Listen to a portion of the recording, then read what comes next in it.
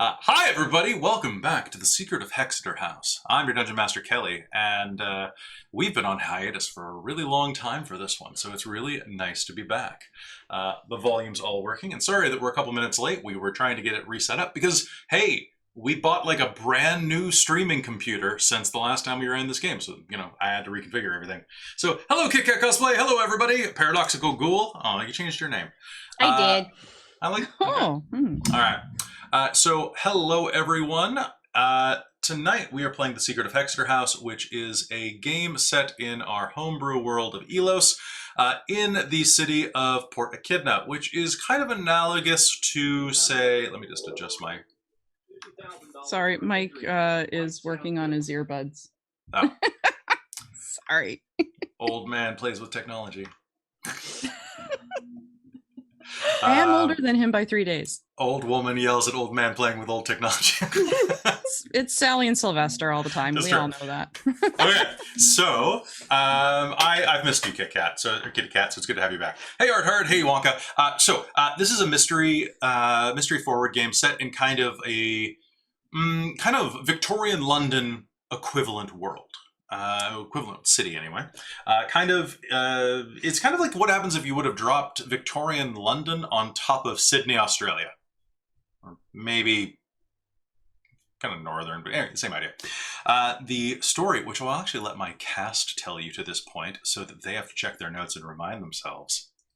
And I'll fill in some details. But hey, it's really good to be back. I hope that you are going to enjoy this episode. And tonight we are going to have a new character join because unfortunately we lost one of our old players, Grace, temporarily because of scheduling difficulties. We hope that she'll return before the end of this game, given this campaign, because she's not coming back tonight.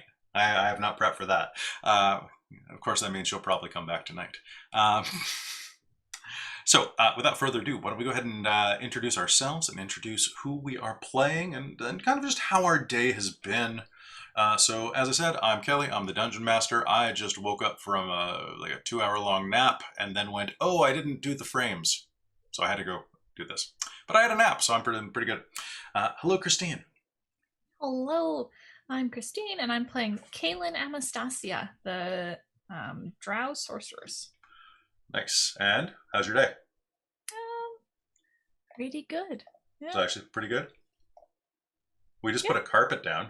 I mean, my back's kind of sore because I literally pulled everything out of the bedroom and vacuumed and then put the carpet down wow. so that the dog won't kill himself when he jumps off the bed and hits the hardwood floor.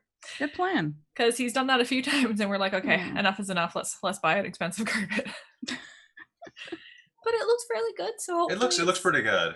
I mean, it's going to need more cleaning because the dog hair is just going to stick and cling to it.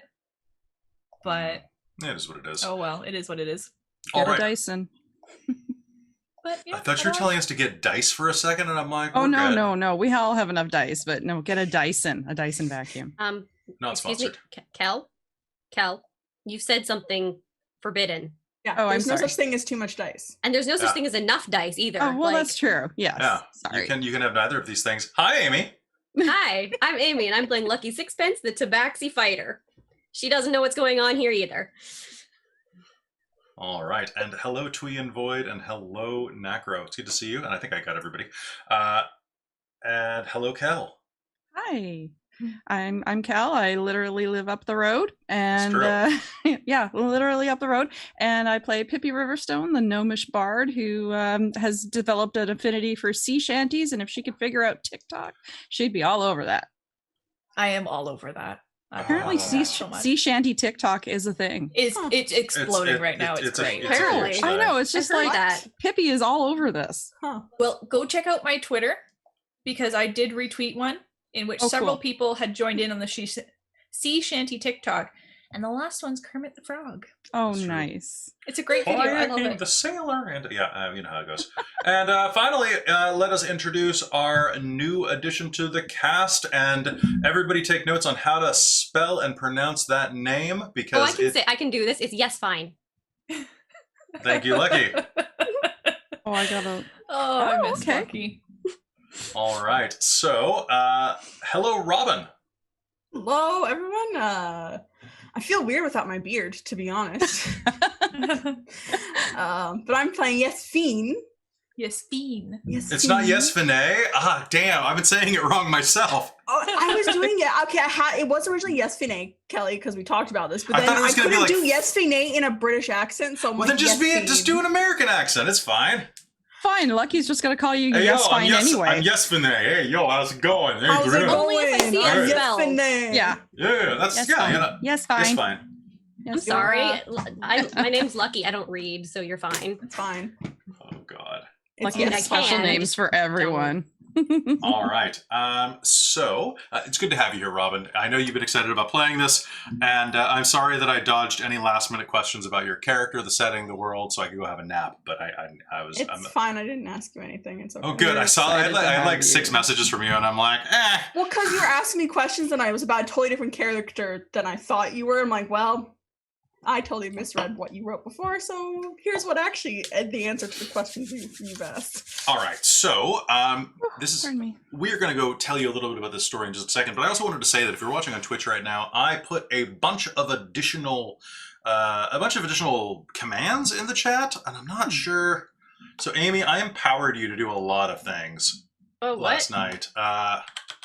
What did you Oh, do? wait. Well, let's see. What can you do with the chat now? You can do. What can you do with a drunken sailor? Oh, You no. can change. No you one can. recognizes So, me Amy, anymore. as a mod, you can do an add command now. You can do an add exclamation command now on the fly. Oh, cool. Or edit commands. I Ooh. believe I put Russian roulette in the chat as well.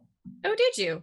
Yeah, you spin a wheel and time yourself out. I don't know. Oh, do you have the lucky 8-ball? Yes, I do have. Magic I do 8 have the magic 8-ball. Let's see if it's working, because I have like 3 bots running Oh, right now. yes, we need the lucky 8-ball. I don't know if that's how it works. Hold on. Yeah, I don't know. Hmm. It was worth a try. All right, I'll fix it later. No big. I was doing it like 2 a.m, trying to figure out how to get like the quote bot running, and Oh, Oh. because I really like, we need the quote bot, and it just wasn't happening.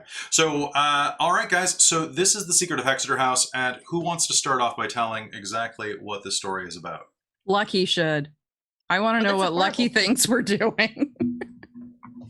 Yes, tell me what's going on. Kelly hasn't told me a thing, so I have no idea what's happening, guys. It's more Okay, fun okay, if okay. Lucky tells you.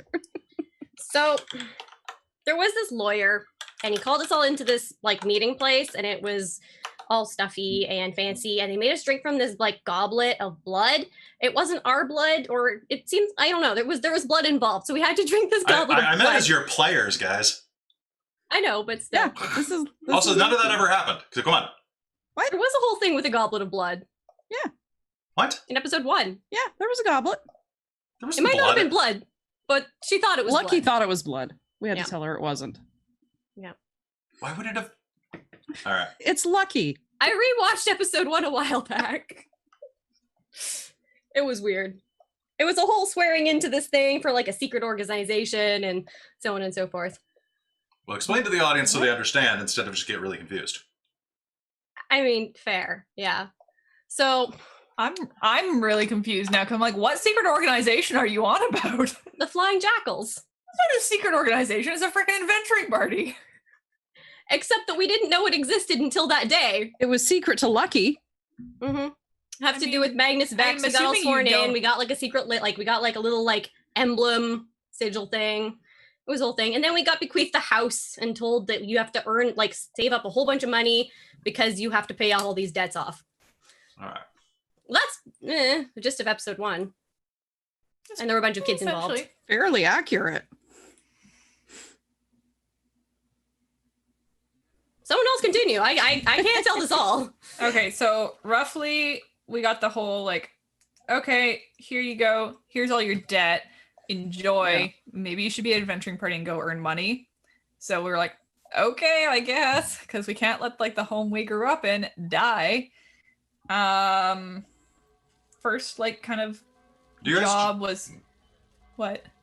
No, I'm just wondering if you want. Do you want me to summarize everything? Because it seems like both of you are not. Just a bunch of stuff that doesn't make sense. Okay, go for it. Okay. I tell you what, I'll do the soft pitch, and then you nail it home from there. All right. So the characters are a bunch of kids who grew up at different points in histories, because of course different racial lifespans, in a place called the Hexador School for Magically Gifted Young Girls. After spending their time there and graduating, the characters went and lived their normal lives. One of them became an arcane researcher, the other became a bard, another one graduated and became a pit fighter, pole dancer, something like that. And then another one became another one became a scam artist. And then at the beginning of the first game, the characters receive a letter from their the orphanage school that they grew up in, saying that the headmaster had died and left the estate to them. Unfortunately, the estate came with a hefty back mortgage and debt, as well as no professors and a bad reputation. And if they couldn't get it back up to snuff in the prerequisite time, which is about 10 or 11 months, the entire place would fold, all of the kids that were living there at the moment would be cast out on the street, and it would all be all their fault. They also received an adventuring guild license that was owned by the school, or by Magnus Vex, the headmaster himself, and were set out to do all sorts of mischief to raise the 50,000 crowns. There. Now we have a basement. Who wants to go? Go. Speaking of basements, we've been adventuring in a basement, found some great stuff, and the guy who hired us was thrown off of a bridge. At least we think he was thrown off the bridge. You know, official report is that he committed suicide. As you do, off a bridge. As one does. But you know, when you're living in a town that's founded by pirates, you know, this is probably fairly sketch. So we're not only looking to find out, you know, did he actually kill himself? Was he thrown? Maybe who threw him? You know, like, we don't know. And now we've been hired by some sketchy politician-y types. One is quite the womanizer. His twin sister is a little bit more level-headed, but I still don't trust her because you never trust these people. And yeah, they've offered us a lot of money and a guard detail outside our house, which is it's like, okay. What did they offer you a lot of money to do? To go find an amulet that has secretly been stored in our basement. But, you know, we don't really want to let them know that we have it, and we don't really want to give it up because it might do something really cool. Okay, it does do something really cool. Yeah, I mean, it opens up the secret, like, the passage to the secret basement that we have. And it's the Secret of Hexador House. All right. So, God, this is a complex, convoluted plot. So, long story short, the characters went and did a bunch of stuff, and in doing so, they were hired to retrieve that amulet that Cal was mentioning. They did so. The dude that hired them ended up getting killed, while the characters were off trying to rescue one of their kidlets from the Undercity. And when they returned, they found that the amulet opened a door to a secret basement underneath the house. While inside of there, after a brief fight with some mole things, they found out that the house itself formerly had been the guild hall / seat of power for a district of the city that had collapsed into a cave system. Some 400 or 500 years ago. I forget. It's in my notes. And it's on the wiki. And because of that, the political power in the city had shifted, and the house and its ability to be a political force and have votes in the city council were erased by history and time. And of course, this discovery and the original town charter they found inside of the basement can shift the balance of power, but it's got some problems with it. For one, you can't actually access the balance of power because there is a particularly potent magical trap on it that Kaelin was able to identify as more or less a sphere of annihilation, which is not a happy time. Yeah, it's it's probably not pokey. It's very pokey. It's melty and gooey and ooey gooey. All right, so and with that, you guys have had a bunch of adventures. You went and hunted down some of your debt. You went and hunted down some of the dark history of the city, and also encountered a number of enemies, including which were some fey creatures. You hired a centaur. Yep. You summoned a demon for pay. Yep. And where That's a were good you time. at the end of last game? You were approached by that prostitute who tried to get you to murder one of the Celes twins, the nobles who are hiring you. Mhm. Yeah. Tried to murder her. Yes. Yeah. And you all were like, maybe. And then there was a lot of faffing about. Well, because she's got money, and Yeah, but we I need think some. I think it was going to be like 20 Yeah. grand that they were going to pay you to kill it. But she has more. Yeah, she But- might. Sure. Also, we have to deal with the fact that like they want the amulet that we have, Yeah, everybody wants our stuff. and if we give it up, we might lose access to a bunch of stuff. Exactly. Why do we keep doing Then this? there was someone who wanted us to go and assassinate the Celes people. Mhm. And the end of my notes here say something about Daisy Butcher, and something about an urban legend about TikTok Man. Did you guys not fight the TikTok man? Yeah, Not I yet. remember. pretty sure, Christine? didn't we? Wait. I yes, thought we did. Yeah, because it was Yes, like we did. Yeah. Yeah. And then things got weird because you guys just Yeah. wandered around for a while. It was I don't remember. this game was a weird game. All Yeah. right. Yeah. So anyway, that's the Secret of Hexador House after a long hiatus. So welcome back. All right. So Thanks. and I'll cut the YouTube here. Actually, no, I won't because we did our introductions already. So I'm just gonna keep this up. All right. So guys, is there anything that any of you want to know or talk about before we jump right in? I don't think so. I think so, per se. Like, think we're I mean, I'm gonna not remember everything, so it's gonna be a while to slowly figuring that back out again. Yeah. Okay. All right, guys. So then we are going to jump right in. I'm just trying to remember exactly where we left off. Who watched the last episode recently? All right, good. Probably should have. but Probably should have. Sure Ran meant out to. you of know. time. That's okay. Today snuck up on me as well. Hmm. All right. So hey, NeoCal, good to see everybody in the chat. Why don't we go ahead and jump right in? After returning to Hexador House, it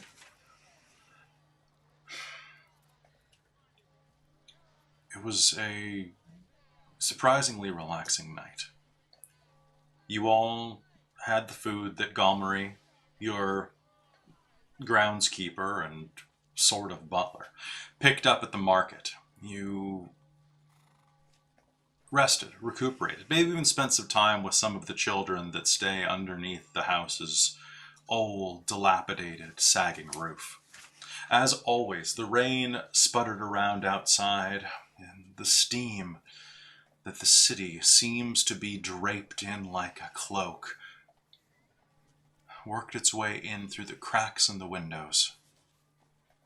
In the distance, you could hear the tolling of bells, the rolling of carriage wheels over cobblestones. Just like home.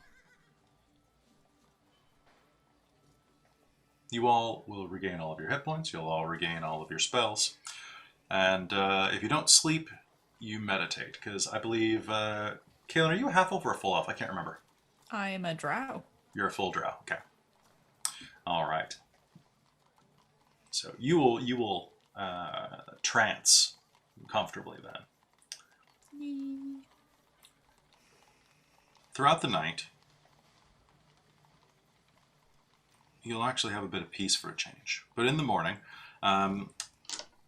who would be up first? Who would be up and out into the rest of the rest of Hexador House? Probably Kaylin. Probably. Kaylin, as you make your way downstairs to the old decrepit house, the carpet sending up plumes of dust as you move, you'll pass some of the old curios and antique antiquities that are lining the shelves of the old wooden halls. You make your way down the winding staircase that takes you down a plunging drop to the main floor, and head toward the kitchen to make yourself a cup of tea, or something else to wake you up. And as you do, you'll see that on the credenza by the front door is a small tack board that's placed for messages to the children. Stabbed into the side of it is a small letter pinned by a pocket knife that you'll recognize as Safia's, the warlock of your group. Yes. In short, brief comment, it says, "Looking into this bullshit debt. May take a while. Don't come looking for me."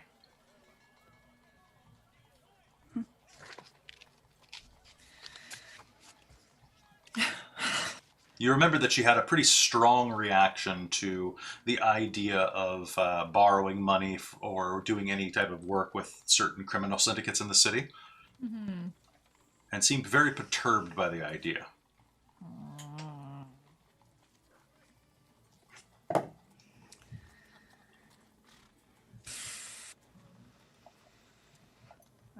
Kaylin will just kind of huff in frustration and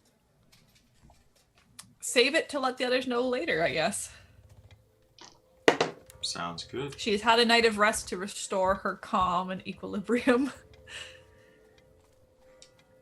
All right. So you head into the kitchen, and about 5 minutes after you settle in there, it's early morning at this point, probably about 7 after your time to rest and recuperate and restudy your spells.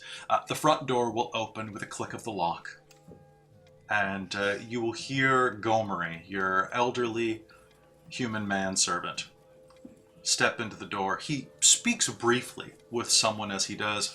Yes, well, it's very, very pleasant, quite a pleasant morning, yes.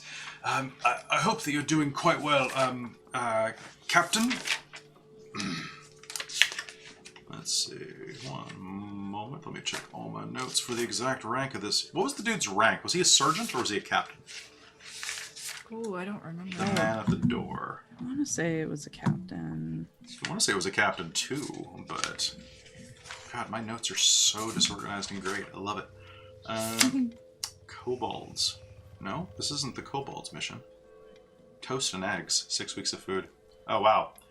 There was like so much that... Oh, yeah, because you got Daisy Butcher her time back. That's what it was. Because she had been turned into an old woman. Yes. Okay.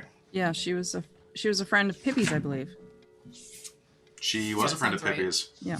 Okay, so let's see. Sergeant Hask, Blarius Hask. Sergeant, actually.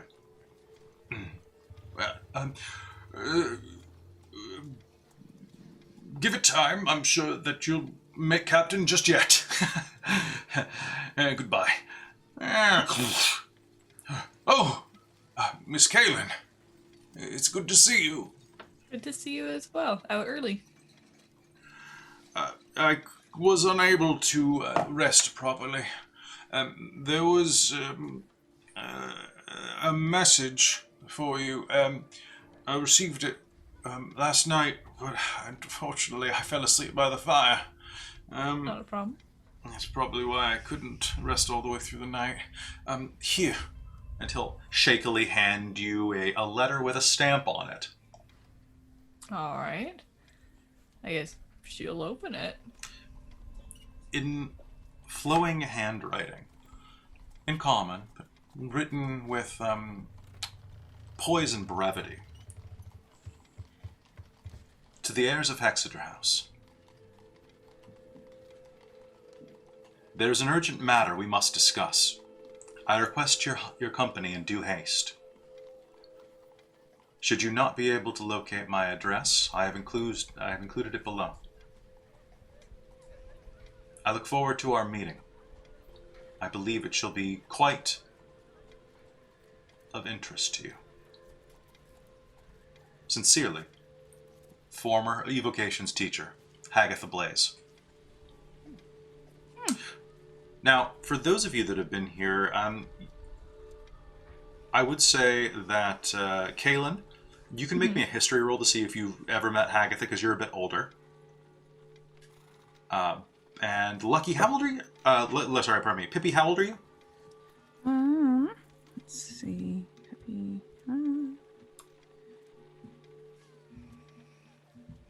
That's a good question. I had that. I can't recall. Pippi's ageless.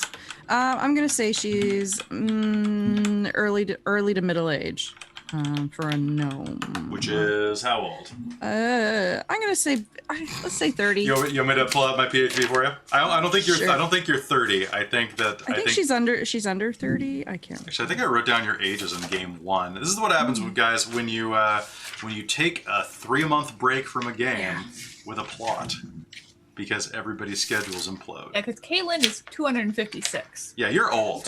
Yeah. Like you creak when you walk. Mm-hmm. Probably not. I mean, she's only like you're pretty spry. She is middle-aged for an elf.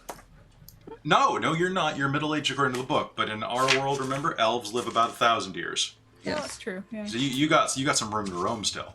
Mm-hmm. Go have some love affairs. Go have some flings. There's a sexy dragonborn down on 5th who's looking for love in all the wrong places. Ooh. Where the hell are the gnomes? I can never... G-H... Oh, yeah, of course. Alphabets. Alphabets are things.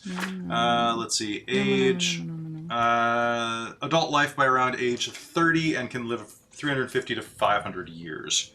So you're probably near between 40 and 60 somewhere? Sounds good. Okay.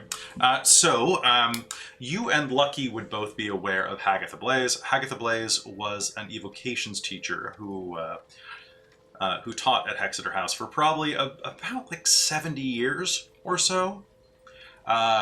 She was a half-elf, part sea elf, with slightly Finnish serrated ears, and was known to be very enthusiastic about her studies, but also a fairly blunt person at times.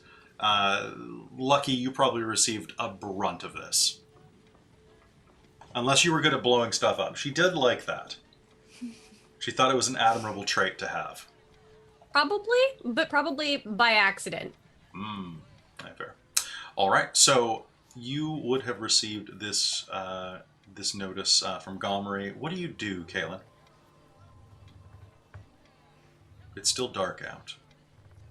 Okay, well that sounds useful. Was she on our list of people to approach? Yes, she was. Mm-hmm. Okay. Then I guess that's something to be done today, probably, if possible. There's too much different stuff we have to do. That's true. Too many things. Yeah, so I think it'll just get held until everybody else comes down. All right. She's not going to want to repeat herself too often. On that note, Pippi's gonna bound into the kitchen. Boing, boing, boing. Good morning. Good morning. Did you sleep well? Not too bad. Oh, right. You don't sleep, but you know what I mean. You know, you rested. Yes, I do know what you mean. Okay, good. I rested well, yes. Oh, good. How about you? Like the dead. It was such a busy day, busy night. Just fell into bed and, felt like a rock. Is tea on? I believe so. Okay. Yes, I can put some tea on for you, dear. No. You sit. I'm already up. It's fine. If that's the case, could you put a little bit extra on? Of course. I think I've made mine a bit weak. Oh, absolutely. I'm happy to do that for you. Anybody else for tea? Lucky, you'll hear the call for tea as you wander down the stairs at this point. Hey! What? Tea! Yeah, coming. And she'll Okay, that trip means yes. her way downstairs. All right. I mean, that means Lucky wants tea. Sounds good. So, tea is prepared, and you all sit around the table discussing your plans for the day. Well, what's on the Kaylin to-do will list bring today? out the letters. Mm. Well, in the good news, We have good news. it's a letter from one of the former professors. Oh, So potentially that is them reaching out to work for us again. At least interested to see what's going on. which one? In the bad news, Sophia's disappeared. She has decided to go off and do something, and she has asked that we not follow. Well, Oh, that I means do not know what she's doing or where she's gone or anything of the sort. she'll probably be fine. she's probably just making. resourceful. Yeah, she's probably gonna visit some of her contacts that she'd either rather us not know about or would rather they not know about us. Plus, she's too spiteful to end up dead in a ditch. This is true. I would not cross her in a bad alleyway at night. Still, Maybe it she'll would be nice find if she something said cool. something instead of leaving a note. Doesn't that count as What? saying something? Not when you're supposed to work as a group together. Mm. It's generally not an accepted. Yeah, I'm sure she had a good However, reason I'm for sure it, she will come back eventually. though. Yeah. Not least she what I was- expected this morning, though. Polite enough not to wake us up while we were sleeping. Oh, she must have snuck How out. did she of... wake herself up? She probably didn't sleep, knowing her.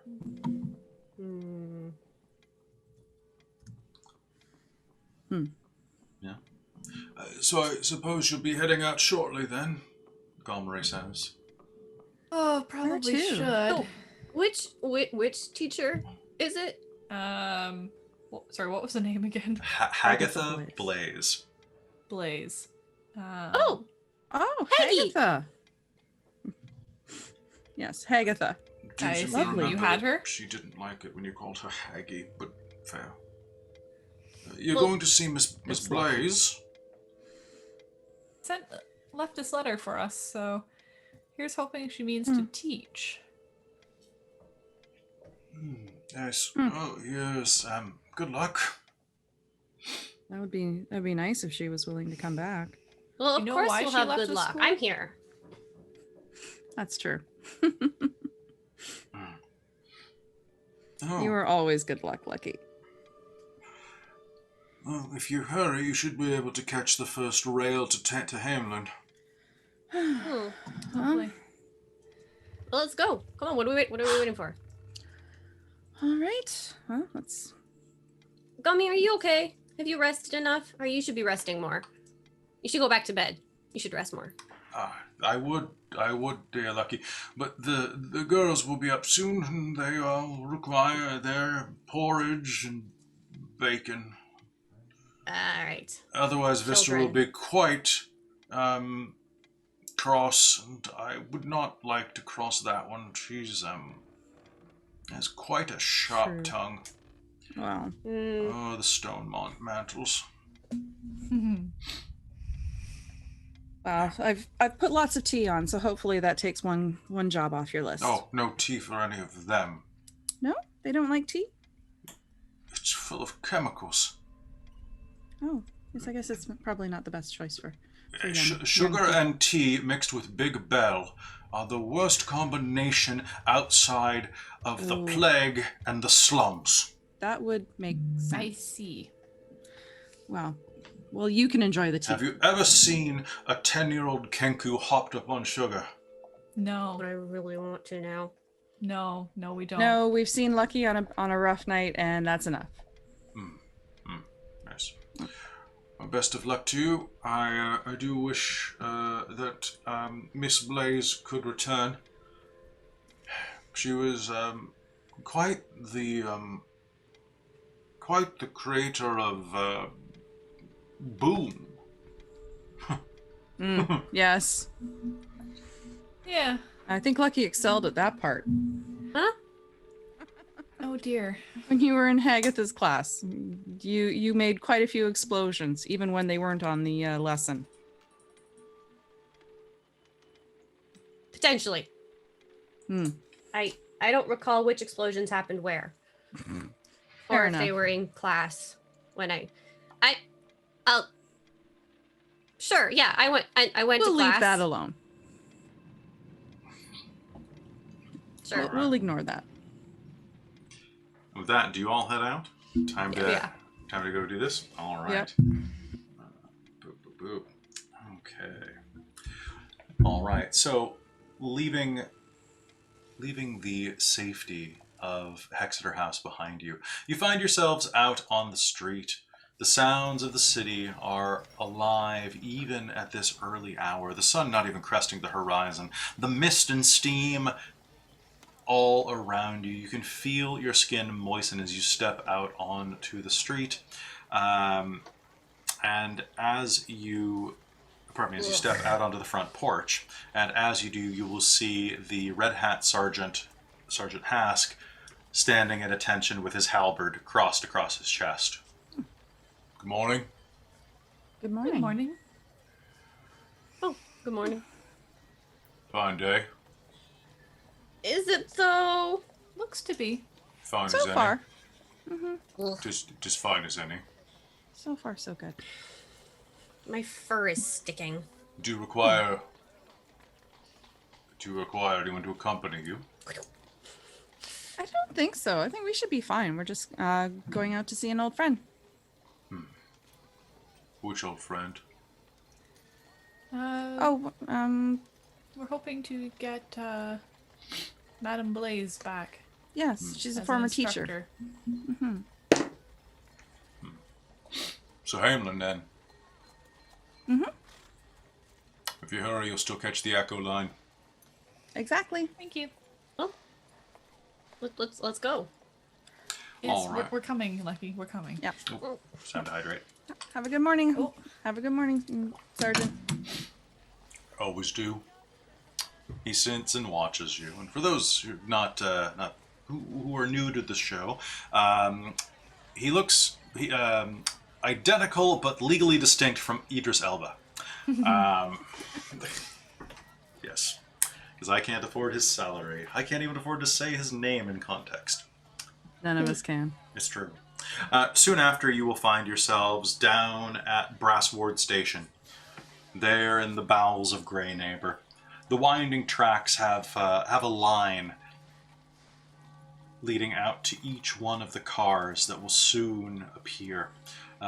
Everyone is getting up and getting ready to head to work, and you can see that most of those who are headed to the better districts from Grey Neighbor, which of course is the dock district of town, the ones who are not out on the water are carrying toolboxes, carrying various bits of equipment, musical instruments, dressed to be bankers in the better areas. You get in line. You pay your 2 shillings for the ride, which gives you a round-trip ticket, and you head aboard the Lightning Rail. The one thing in Grey Neighbor that manages to stay clean is the outside of the rail. As you can hear it rattling down the steel. You see a sudden shadow plunge through the steam ahead of you. It almost pressure washes it when it comes down like this. The old brass and wood carriage slides into the station. No one gets off. It's too early. Besides, the train starts here from the depot. And slowly, you manage to find a seat and make your way up. The train is packed. About 200 people aboard. And as it rattles up into the higher areas of Port Echidna, you'll hear a voice come through a funnel located above each one of the doors. Next up, Silverlight Station and Fairtown. Probably should not have the horse noises this high up in the sky. As you rattle up further, you will eventually make your way to Fairtown. Those who are getting off here will get off. More will get on. So much more, actually. It'll be actually quite packed. You're starting to feel like sardines at this point. For every 2 people that get off, 5 more seem to get on. And there, you continue to climb higher and higher. And just when the heat of the carriage mixed with the steam and mist of the outside, the bodies all kind of coalesce into this pressure cooker. You'll hear the voice again. Now approaching Centurion Station and Hamelin. Connect here for the Grand Skyway and Solstice lines. This is your stop. All right, let's go. It goes home. Oh, sorry. Go ahead. Oh, just Lucky like squeezing her way through people when trying to like shaking off the fur. Just, ugh. Hey, Tail watch it. Swish. Watch what? Get your tail. Can I get a perception roll off of... Let's see. Kaylin's number 1. Kaylin, can I get a perception roll off of you?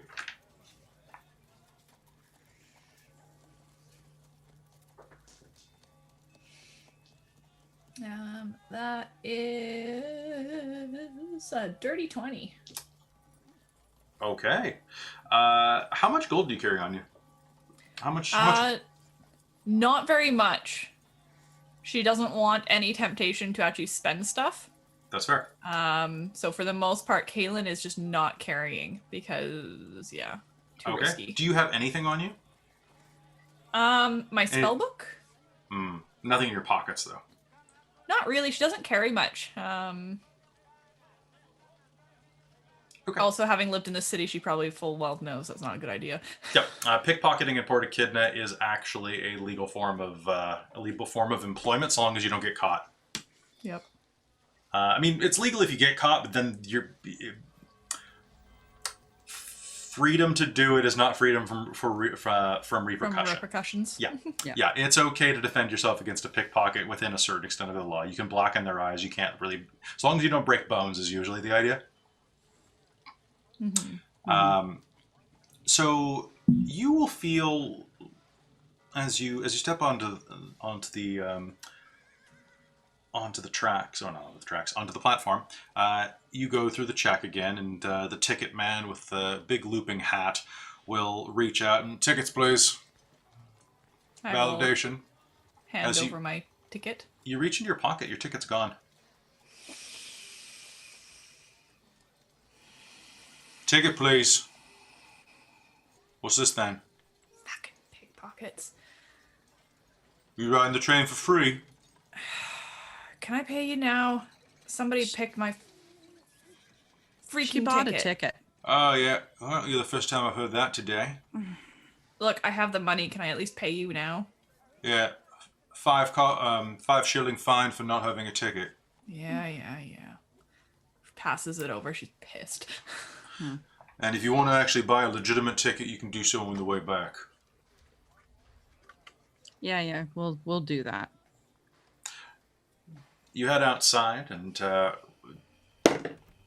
he's not subtle about this. You head out into the streets of Hamelin, which is the middle-class district of town. A lot of Tudor-style buildings on this area, the frame houses that lean into the streets, which are fairly clean, actually. A minute later, you will hear the sound of a girl on the corner. Looking to travel? I've got a cheap ticket for you. Only 1 shilling. I bet that's your ticket. Oh, hi, ma'am. Are you looking? You looking to buy a ticket? A really good coincidence. Mm-hmm. Little precocious. I am going to glare with intimidation full Okay. on. Okay, go ahead.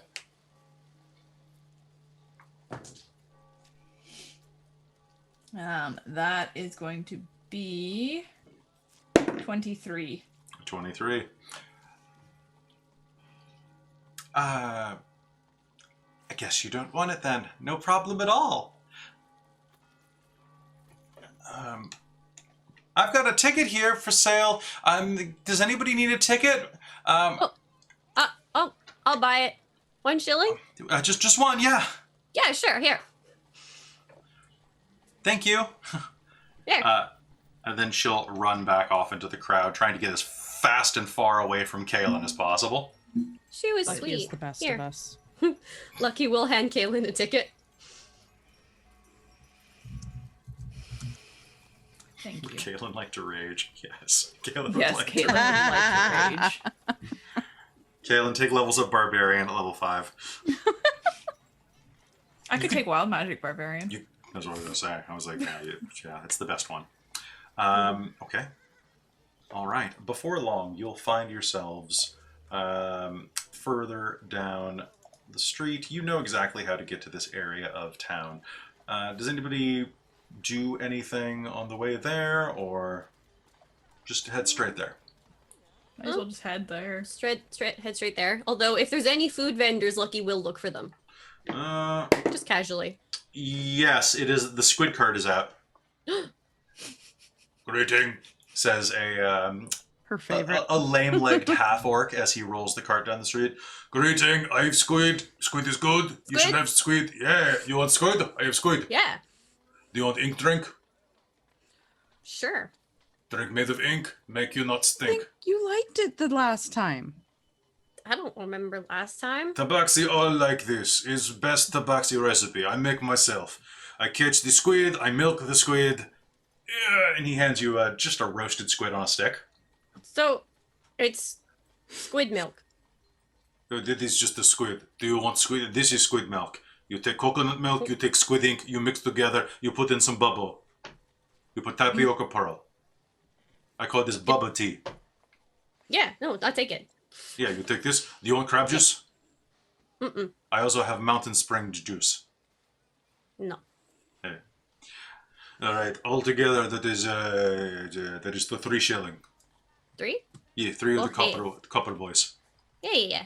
Here you go. Very Just inexpensive. toss it over. Thank you. Do go enjoy your day, young Yep. sir or madam. Cannot tell. I've got Bye. squid. Yes, I've got squid. It's kind of chewy, but it's good. I mean, it's very like on a stick. very much exactly what you were looking. Yeah, basically, squids are rats in the city. Oh man, I wish I would have thought of this after I man. found those sky jellyfish. Yeah. Are you sure none of you want squid too? I'm good. We just ate, so. Yeah, we're fine. Yeah, You enjoy your good. squid. It's good. It's All really right. good. With that, I like baby squid. across the city.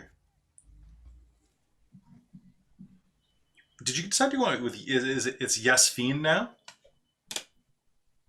Robin? Yeah, sorry, I was muted. Yes, Fiend. Fiend. Okay, I'm just gonna put Yes, that. Fiend. Yes, Fiend. Yes, Fiend.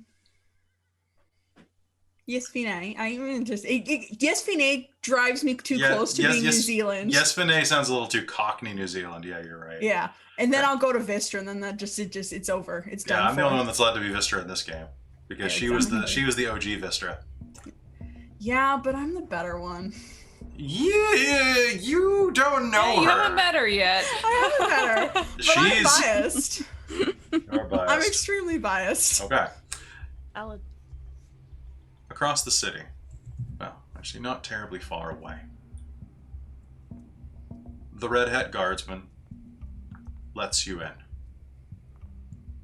The smell of cloves and old incense cling to Hagatha Blaze's books.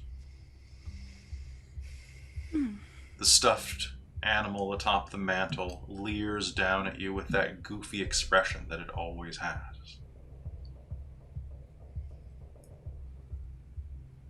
A moment later, a guard, an inspector, will step down wearing his plain clothes. A halfling, no taller than your waist, will wander over to you. Ms. Yasveen, it's a pleasure to make your acquaintance. I'm sorry that it's under these circumstances. My name is Inspector Pimser, and are you sure that you want to do this? I honestly trust no one else to do this but me. To be practically clear, I don't trust this in the hands of anyone else. I am the best for this job. Yes. But given the... Yes. This way, please. With that, he will turn. You will be able to you're going to see over his head the entire way. He's got. I mean, he's literally just Elijah Wood. Yeah, okay. But yeah, right. So he's literally just Elijah Wood, and as he leads you up the stairs, the old boards creak. Always the 4th and 7th stair. Pictures framed, portraiture framed along the wall, stares at you in the candlelight that the inspector carries up with him into the darkened house. Various scenes of family bliss rendered in oil and watercolor watch you as you ascend. The neighbors called it in about 2 hours ago. He takes you. Did they hear anything? What alerted them to this problem? Listen, are you sure that you... Yes, I'm fine. Just answer the questions, please. They saw someone in dark clothing wandering around the premises, breaking glass and a scream.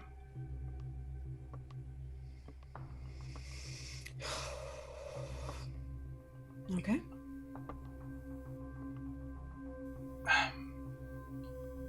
Here. He leads you to the master bedroom, reaches up, puts his hand on the old brass door. If you need anything, I'll be right outside. Yes, thank you. I'll let you know. Well, he opens the door for you. Now, Hagatha Blaze's bedroom was never particularly large.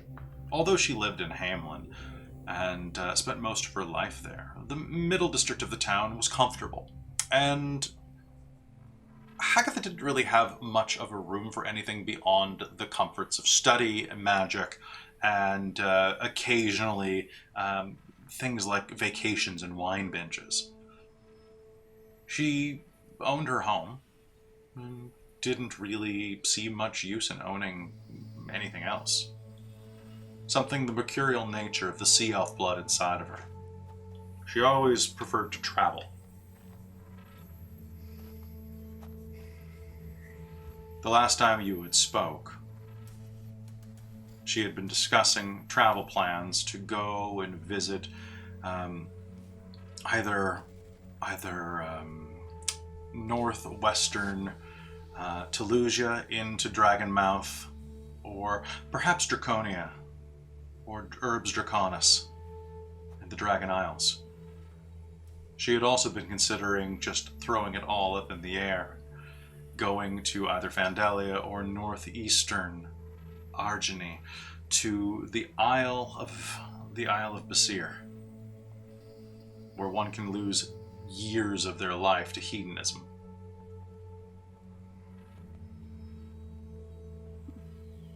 She was still planning that trip. No, she'll never go on it. The room is a simple affair. 15 feet by 10 feet, with a modest 4-poster double bed. On either side of it, are a pair of end tables, of nightstands. The window side, which would have had a vase with fresh picked roses from the trellis. The vase is missing. Or, that is to say, it is not on the nightstand. It is on the floor, shattered into 100 pieces, the roses drying in the morning humidity. Across from the bed is an end table. Across from the bed is an armoire that has been rifled, rolled, and flipped. The closet of this room as well has been stripped and tossed onto the floor. Agatha Blaze herself lies in the center of the bed.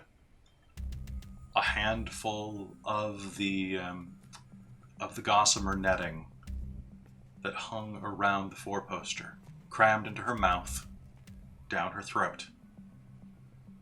You can tell because it's sticking out of the gash where it had been opened. The knife that cut her throat had done so almost to the bone. And you can see the bloody rags through the hole. The bed is awash in carnage.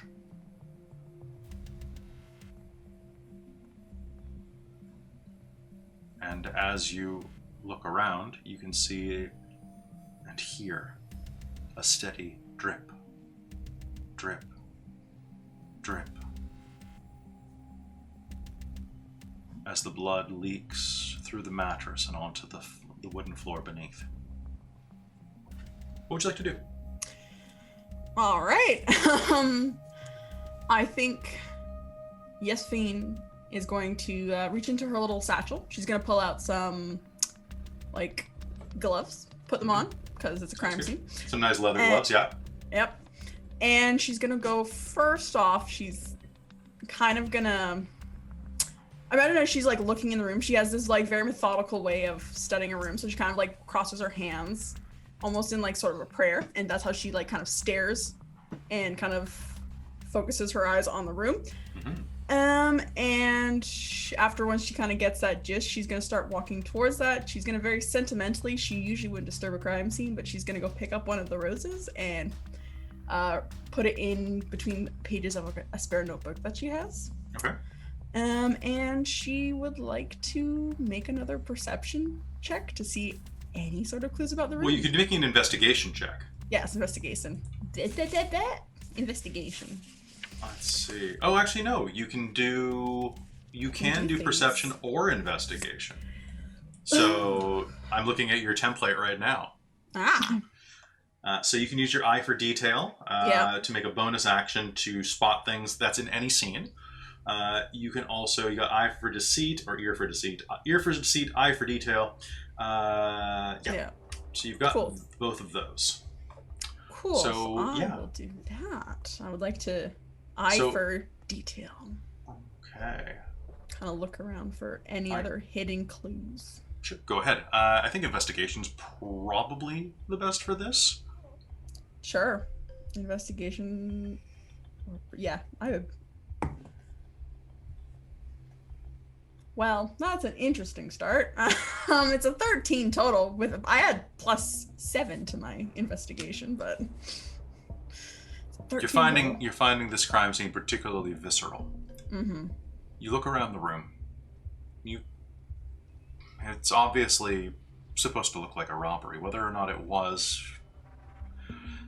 will be decided soon. A burglar. The roses. The trellis had recently been refinished. You quickly check the window, which is wide open. The humidity billowing into the room has caused everything to take on a mildewy scent. 2 hours. It seems a little, but this portion of the city is particularly steamy. However, that means one thing. It was a damp night last night.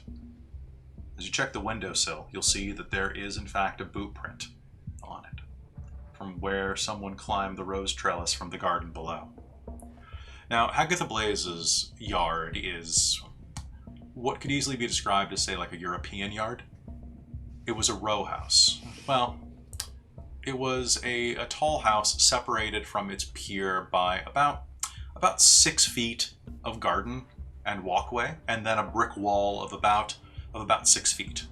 I don't know if you know the type of European housing, like very German kind of in its construction. Yeah. Or very exactly that. Yeah, I literally was watching this house last night on Equinox which is very Nordic in that way. I've been watching Sherlock all week, so Ding, there we go. I wonder who would have thought? Who would have thought? Right? Who knows with this character? What? Okay, so you will see that whoever did this climbed in, and as you glance around, you will see that there is also a bloodstain underneath the windowsill on the outer side, as if someone reached across it, grabbed the windowsill, and pulled themselves through. Okay, so they got in and out through the window. Yes. Is what I'm getting at. Yes. I think then she goes towards her Hagatha. Mm-hmm. And could I make some sort of history roll to know if the gossamer down the throat with the slash is any sort of like sure, you may. symbol? You may, yeah. You can use history, or history will give you a sense of whether or not it is historical or a known method. Or you could do insight to see if you could kind of just get a vibe of why. I will do insight. Okay. Oh, that is good. That's a natural 19, then plus 8 is 27. Okay, so natural 19.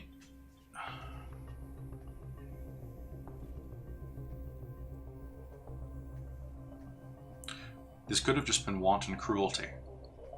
But no, it was something more than that. You check the body over, and you see that in the sea of blood there are a couple of other details that originally escaped your notice. There's a large slash across her left hand, and you can see bruising pooling onto the wrist of her right. Hagatha Blaze was a powerful spellcaster. He disabled her from casting magic using her words, or they, crippled her hands, and then finished the job before she could immolate her attacker. Now, this is not a common burglary gone wrong or a murderer. No, there was something about this. Hagatha Blaze was not unknown for her mystic abilities, but it wasn't something that she really advertised. In fact, no one in the surrounding area knew what she did. They thought she was a school teacher. Why? Because no one wants to no one wants to sell a house or live next to an evoker. Your property values drop, your home insurance rates go through the roof. Someone researched her to do this, which means they were probably looking for revenge or for...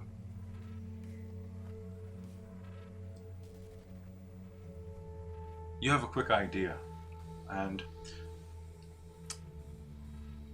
the bedside table, her nightstand, and the wand next to the window with the roses.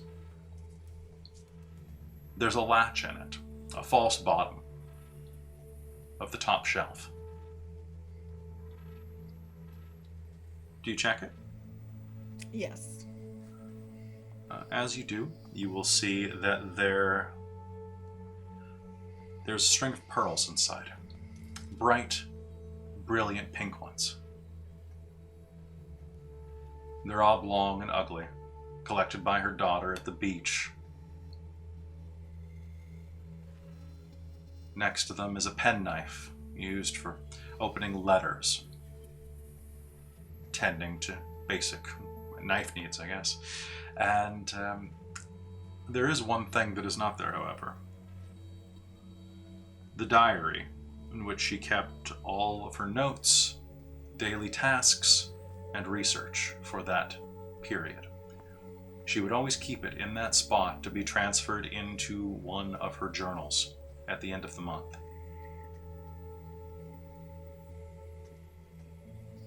It's gone. And on the panel is a blood-stained fingerprint.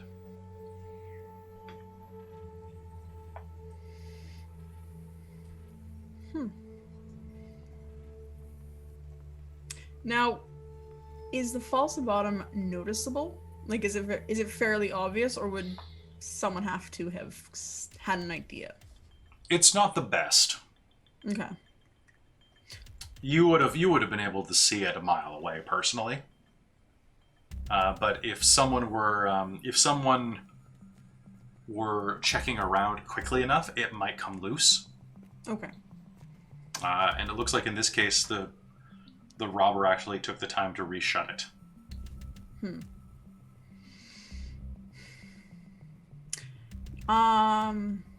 Would I have known what she was potentially working on last? You knew it had to do with back pay at the school. Okay. Something about how Magnus Vex hadn't been able to pay her for quite a while. And he had mentioned something about debt and had asked a favor for her to do a little bit of research. And she'd done it pro bono because they were old friends, but she wasn't really looking forward to it, you know? Mm-hmm. You give a school 70 years and it's nothing but trouble. I should have gone private. She always said that like it was a thing that you could do, a private evoker. Although I suppose it is. She had talked about being an evoker for a cruise ship. Help it move along the waves during rough weather. Quell sea storms and so on. Amplify sea shanties.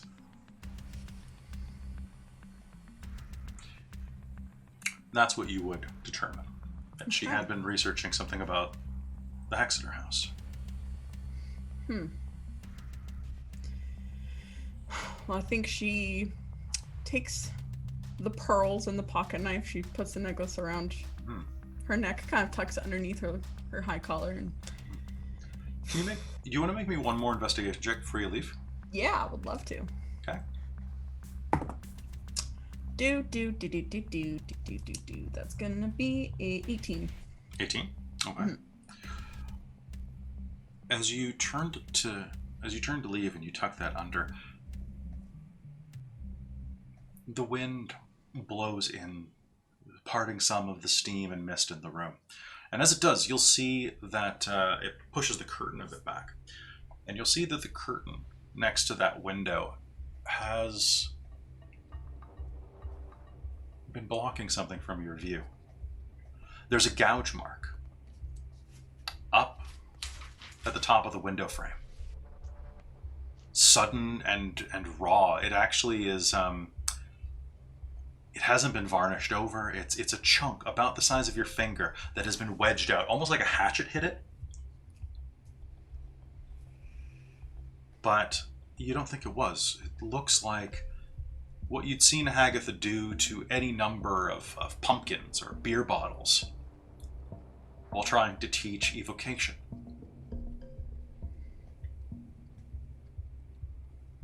The wallpaper above it is soaking wet. A water spell. Sharpened, condensed water. She had tried to protect herself. And as you look up at it, you'll notice just with your keen eyes that a tiny bit of it, although it's soaked, a little bit, just above the window is tinged with red. She struck something. There could be something else in this room, or maybe outside in the garden. Because at this point, she would have been laying in bed, fired, say, a bolt of water. Something could have fallen into the garden, perhaps? At least you could check any footprints. Yeah, I think that's her next plan of action. That's the word I'm looking for. Plan of action. Okay. Do you check anything else in the room? Yeah, I'll check her. Can I? The armoire was turned over. You said it was just rifled. Like all the drawers have been rifled. pulled out. Everything's been strewn and thrown around. Can I check under her bed? Mm-hmm. Yes, you may. There are a number of hat boxes underneath the bed. There is a lot of dust bunnies. A pair of old slippers that she has had for the past 15 years that need to be replaced. A little threadbare at the toes. And make me an investigation roll. All right, chunky extra life die. Let's try you out. That's gonna be a 21. A 21. There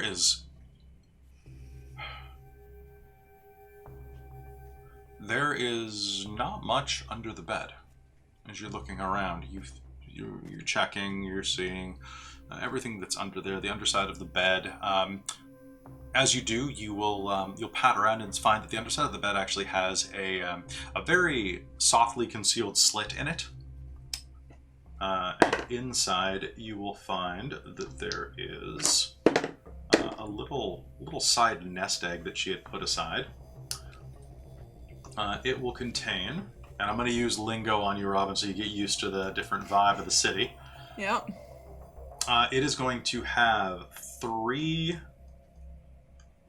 thrones, or platinum coins. Okay. 15 crowns, which is a gold piece. Mm-hmm. It's going to have... Oh, sorry, I've been charging you guys shillings. I was supposed to be charging you guys pennies for most things. So, my bad. That's me not using my own system. And 19 shillings, which are silver pieces. Okay, cool. Oh, and 1 electrum piece, but nobody cares about those. Who cares about half crowns? Nobody. Nobody. Okay, so thrones are platinum, crowns are gold, shillings, that makes sense. Yep, and pennies are coppers. And it's all on the Okay. wiki too, so, which I need to reformat because it is ugly right now because it kept crashing on me. It's on my to-do list. Okay. Sweet. And then you are going to notice something else. As you reach under and pull back, you can see the blood seeping through the center of the bed, and you avert your eyes, and that's when you'll notice her slippers.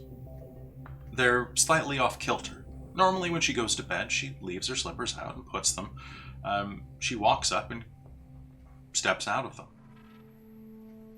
leaving them perfectly aligned for her to reach down the next morning, turn around 180 degrees, and step into. They're slightly askew. The killer must have nudged them with their foot. And that's when you notice that even though it's quite a bit away from the bloodstain on the floor, there's a bit of a bloodstain at the toe of one of the slippers.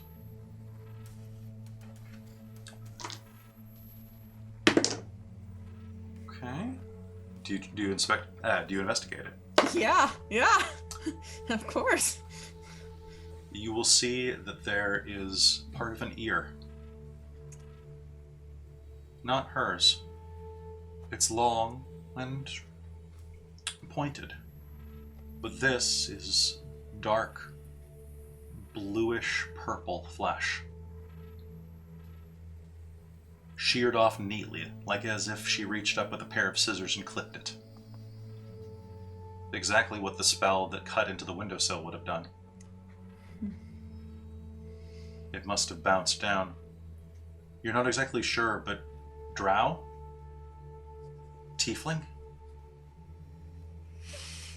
One of those two for sure. Perhaps half drow, but...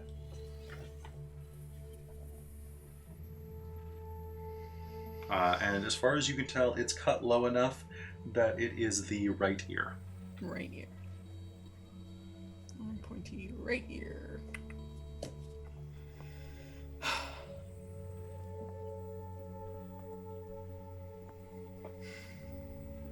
Well, I think at this point, a single tear falls from her eye. Exactly. And she kind of just makes a promise and is like, I will find whoever killed you, Mother.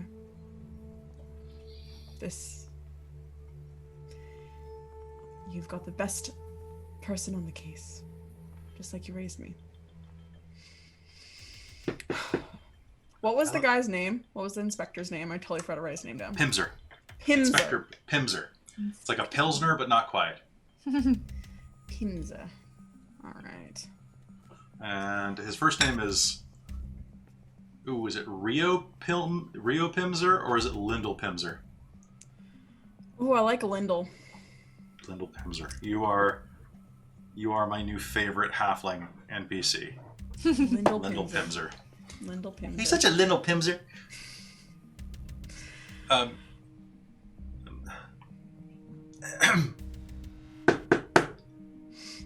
Yes. You have some people at the front door? I wasn't expecting anyone. Apparently she was. Most curious. I'm curious indeed.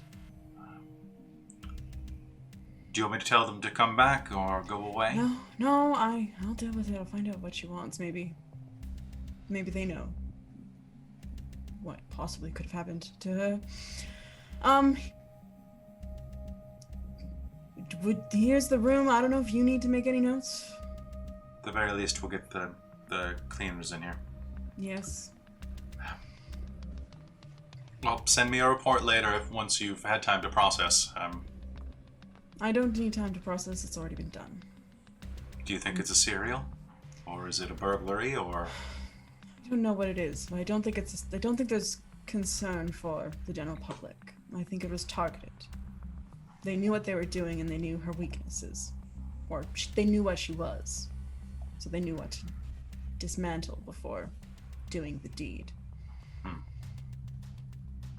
Also, there's a ear on the ground. Right ear, sheared off by one of her spells. I guess we'll keep a look out for earless people.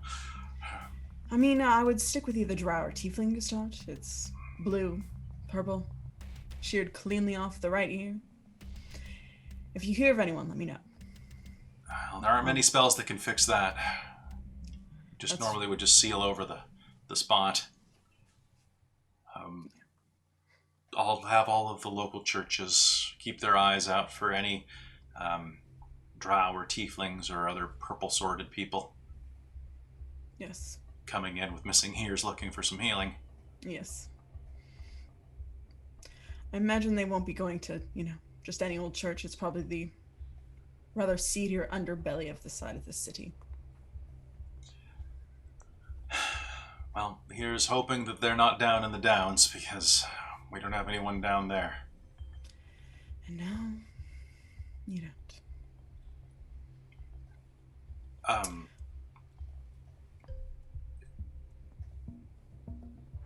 She was, I've never met her myself, but I heard from the boys at the station that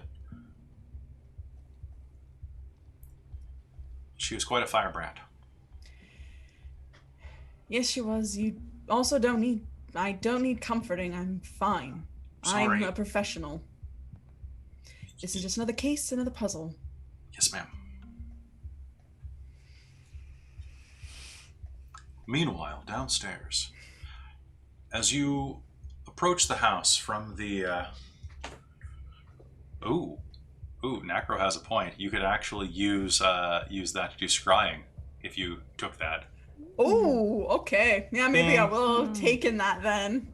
my character Robin doesn't remember. I think you would know that. You can also use locate person. I think that's true. That's true. Okay, yeah. I think you need to know. I think you need to see the person, but I don't know how that works if you have a piece of them. Locate person's only good for 1,000 feet, though. Yeah. So, or locate thing, because it also does objects. But yeah, you could totally take the piece. Yeah, okay, I'm gonna take that then. My character, she would have totally known that. Bing. Robin might be new to D&D, but I'll allow it. All my right. character knows. All right. So, meanwhile, so you'll take that. You're like, yes, there was this, and I'm taking it, right? And put it on a necklace. Look for this. Look for the other half of this. So we'll rewind. Yes, I'll tell people about that. All right, done. Locate noun. Locate noun. Locate verb. Locate noun. Affect verb. As you approach outside the rest of the party, you will see that the modest dwelling, the 2-floor, not townhouse, not row house, but just what would you call that? Just a 2-floor. Probably a row house. Is it a row house technically? Mm-hmm. Row houses don't have to be attached, right? No. Okay, because they just have to be in they're a generally row. pretty similar and in a row. Okay. Yeah. Then yes, this is a row house. Row house. Sorry. Row house. God damn it. Not roadhouse. It's like one of the only bits that's any good. Roadhouse. God damn it. Okay, so as you approach the row house, you will see that there are a couple of red caps outside. Looking your direction as you approach. Oh, what's this then? One of them says, leaning in, a half-orc with particularly prominent tusks. What are you doing here then? Visiting? Invited. Visit. Yeah, you here to visit the dead. What? No? Who died? Yeah, Yeah, can I see some papers? Here's my train ticket. Show him the letter. This looks in order. He looks at the train ticket. His partner, God damn it, his partner, a human female in her late 20s, will kind of just ruffle her blonde eyebrows at him. And You asked for papers? Can I have my ticket back? Good job, Zag. Yeah, it's all good. It's all good. Thank you. Yeah. You were traveling at the time of the attack. What See? attack? What? I'm an investigator. Yes, Zag, you're an investigator. I'm sorry, there seems to be a crime here. If you could just wait here a moment. Well, maybe we can help. I'm sure the authorities have it under control. Just wait here a moment, please. Don't go. This isn't good. Inspector Pimser? A moment later, a halfling in plain clothes will wander out. Yes, how can I help you? I'm Inspector Pimser. I'm in charge of this crime scene. Can I ask what happened? You're small. Yes, we Thank you. were invited You're welcome. to come visit. Hide You at were the Blaze? friends of the deceased. Who's who? Sorry. Oh, deceased? Sorry. Who's deceased? We had a letter from Ms. Hagatha Blaze. She was a teacher at the school that we all attended. Then I'm sorry to have to pass along to you that your friend has passed on to the Orphan's Embrace. Can we ask what happened? That's still being determined right now, whether it could be any number of things, but You wouldn't be here if it's an accident. not for Well, long. she wouldn't have invited us here last night, like via letter, if. If she knew something was gonna happen? It sounds... may I see that letter? Do you have it on you, the one you're speaking of? Think she would. I would think Kaylin would have it. She's always got Yes, papers like that. Caitlin will pull it out. He'll reach up and... Curious. And one moment. We have a special investigator working on this. I think it'd be best if she spoke with you about this. Okay. Would you mind waiting here for just a moment? She's just in the middle of perusing some evidence. Not at all. Great. I'll go fetch her immediately. Don't go anywhere. And he will head back inside the house. About 10 minutes pass with you waiting outside. Not good. Lucky's spending the time like pacing and like staring up at the building, like squinting at it. Just a tall one, isn't it? He does. Bet I could climb it. Yeah, but you could too. You got claws. Yeah. Let's not test it. Uh-uh. Not Good. yet, at least. You got any cards? No. I've got a mouse. Prove it. Lucky will reach into her pocket and pull out a mouse. Squeak. Does he say squeak? As bored as that? This mouse has seen a lot. God damn it. I don't know why that killed me. Okay, I'm back. Seen a lot of things. I'm back, unlike Agatha Blaze. All right. Put the mouse away. Oh, bringing up my dead mom, Kelly. I know. Okay. A few minutes later, the front door will open again, and someone will step out. So, what I would like... pardon me, long day. Up napping, apparently. Yes, Fiend, can you describe yourself for the cast? And then cast... can you please describe yourselves as the people she sees next to the red caps? All right, let me just grab my character sheet. Also, there are handy dandy photos of you right there with your new art that was drawn by Winter from from Generic Fantasy Setting Shards of Nirn. So that's good. Yes, it's beautiful. That's good.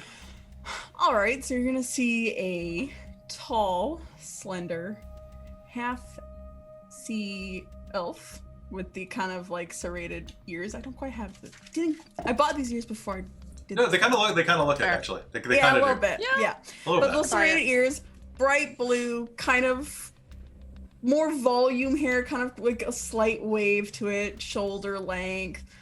She has bright gold eyes. A slim, long face that you could, under different circumstances would always be cocked in a wry smile. She's like 5'10", 125 pounds, so nice and thin, that kind of elf bod. And she's wearing, a nice kind of Victorian Sherlock-esque inspired cape. Pants. Deerstalker cap?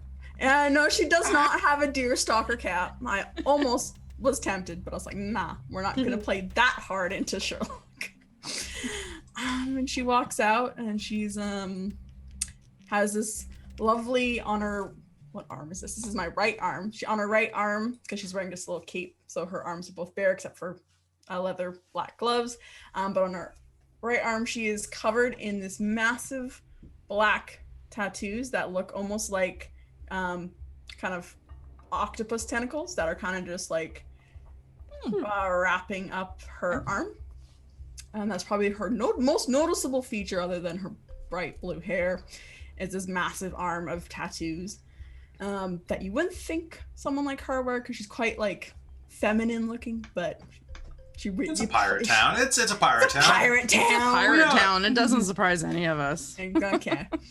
And she comes out walking and poised, but very like calculating look on her face. And as you head outdoors, you are going to see these three standing outside. Why don't we go ahead and introduce yourselves? Start with the most obvious. Let's start with Lucky, and then work our way down to the gnome. Okay, sure. Yeah, Lucky is Tabaxi. She's 5'8". She's got white fur with like black and gray leopard spots. Also has golden eyes, and yeah, she's staring fixatedly up at the building, and her tail swishing back and forth, ears flicking, looking very focused. Nice. Kaylin? What do you look like? Describe Okay, yourself. Sorry, it was just so quickly after Amy stopped talking that I was like, wait, was I supposed to do something else? What are you asking me for? Did somebody ask me something? Oh, no, sorry. It's like, didn't know Lucky was done. Okay. I thought you were done. You were done? That's done. Yeah, okay. Sorry, it was just so quickly Lucky short and sweet. right to the after point. Amy Lucky, kind of finished short, that and last sweet. word that I was like, what did I do? Okay, so Kaylin is a drow. She's quite tall, 5'10", and slim with white hair, charcoal skin, and silver eyes. And she's wearing, Oh, that's right. You got the Fairly- creepy eyes. yeah, fairly slim, but kind of elegant robes in black and white. She's pretty obviously a caster of some sort. She has like her book-shaped bag and all that, and like long sleeves and very, very refined looking in some ways. Nice. All right, and finally, Pippi. Pippi, however, is the shortest. She's a gnome. She has pink hair and big eyes, and she's short, but she's a little bit on the rounder side. She's she looks like she has a good time.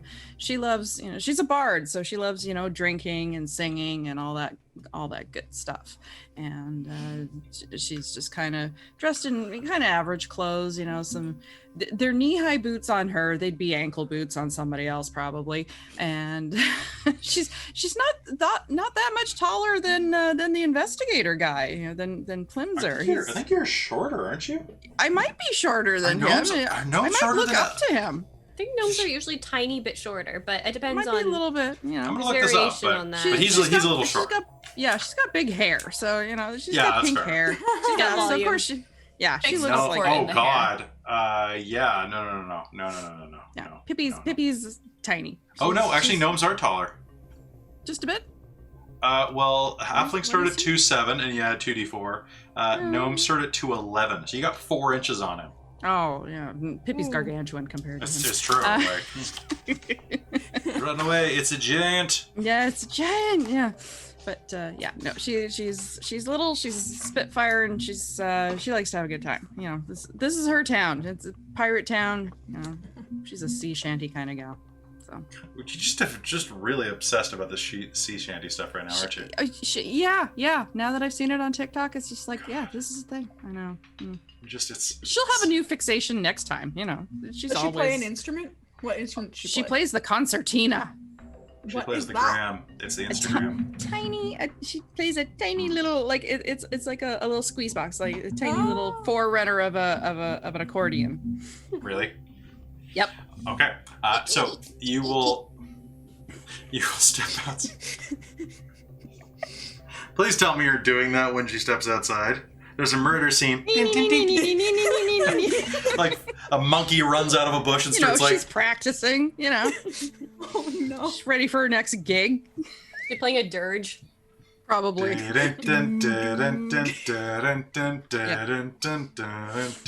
You're just playing like some Decemberists on it. Okay. Okay, so you guys are outside as Yasfine steps onto the porch, and I will say that Yasfine. Yasfine, how old are you? I'm 20. Okay. Lucky, you will recognize her from your time at the school. She was there slightly, probably, lucky you would for sure because you're about the same age. Mm-hmm. And she would have gone to the school from time to time. Kel, you can give me just a d20 roll to see whether or not your paths would have crossed. 15. 15. You probably noticed that she had a kid because she probably had a kid like right around the time you were about to leave the school. Okay. So you can probably connect the dots, but you maybe never even met the baby. Babies aren't really your thing, as far as I can tell. Mm-hmm. Well, she's too small to hold them. Oh, this is true. Aww. Yeah. What would Pippi do with a baby? Again, a giant. And I'm like, All right, so that is, and of course, in that case, reverse, you would recognize the tabaxi as well. Yes. All right, so you step out to the porch. What do you do? Lucky? Hmm? Is that you? Yeah? What are you doing here? Was invited? What are you doing here? I'm an inspector. Also, this is my mother. Your Yes, Hagatha's we- daughter. Oh, yeah. Yeah, we went to school. Well, I didn't go to school as much. I was on and off, but Yeah. I remember. I think. Yeah. You were so small back then. you were too. That does make sense, yeah. What? Why did you want what? Wait, my Agatha wanted to see you all? Yes. Yes, she sent us a letter requesting us to come and see her today. When did she send the letter? It I was don't know. today. I received it this morning. When did Gomery say that he received it? I think it was relatively late last night, as he nodded off shortly afterwards, Right. which is why we only received it this morning.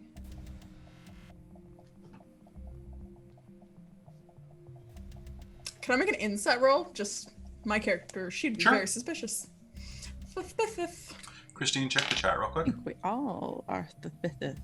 Like the Twitch chat. Oh, Tell me when you're looking at it. yes. I am looking at it. Yep. 3, 2.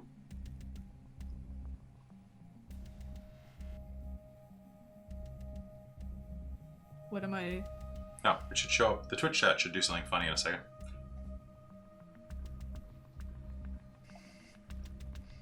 Nothing? Oh, that's The weird. last thing I see is Solomon saying I was thinking about brownies. Brownies, yeah. Yep. Oh! Oh, Oh. Ah! It's a Cali swarm. That's cute. Oh, So that's my current emote. well, that's so cute. Cute. It's the Cali. So there you go. Sorry, I just wanted That's I so wanted you to cool. see that Yeah. when it happened. Oh, nice. It's actually become available. Yep. I just noticed when I was checking what you guys were talking. But all right. So, but. So what happened to your mom? Well, she was murdered brutally in her sleep. So That's it's funny terrible. that she was killed last night, and then Maybe you she show knew. up. Squid milk? I'm okay for the moment. Alright. Yes, I remember you being. You haven't changed at all, Lucky. I got taller. Yes, you have. Mhm. Did she say anything in the letter? Was there any reason why she wanted to see you? Honestly, it doesn't really say. Can I see it? Yeah, your inspector has it. Oh, sorry. Here. The small one. He'll wander over and hand it back to you. Sorry. Problem? I imagine you have a lot more on your mind.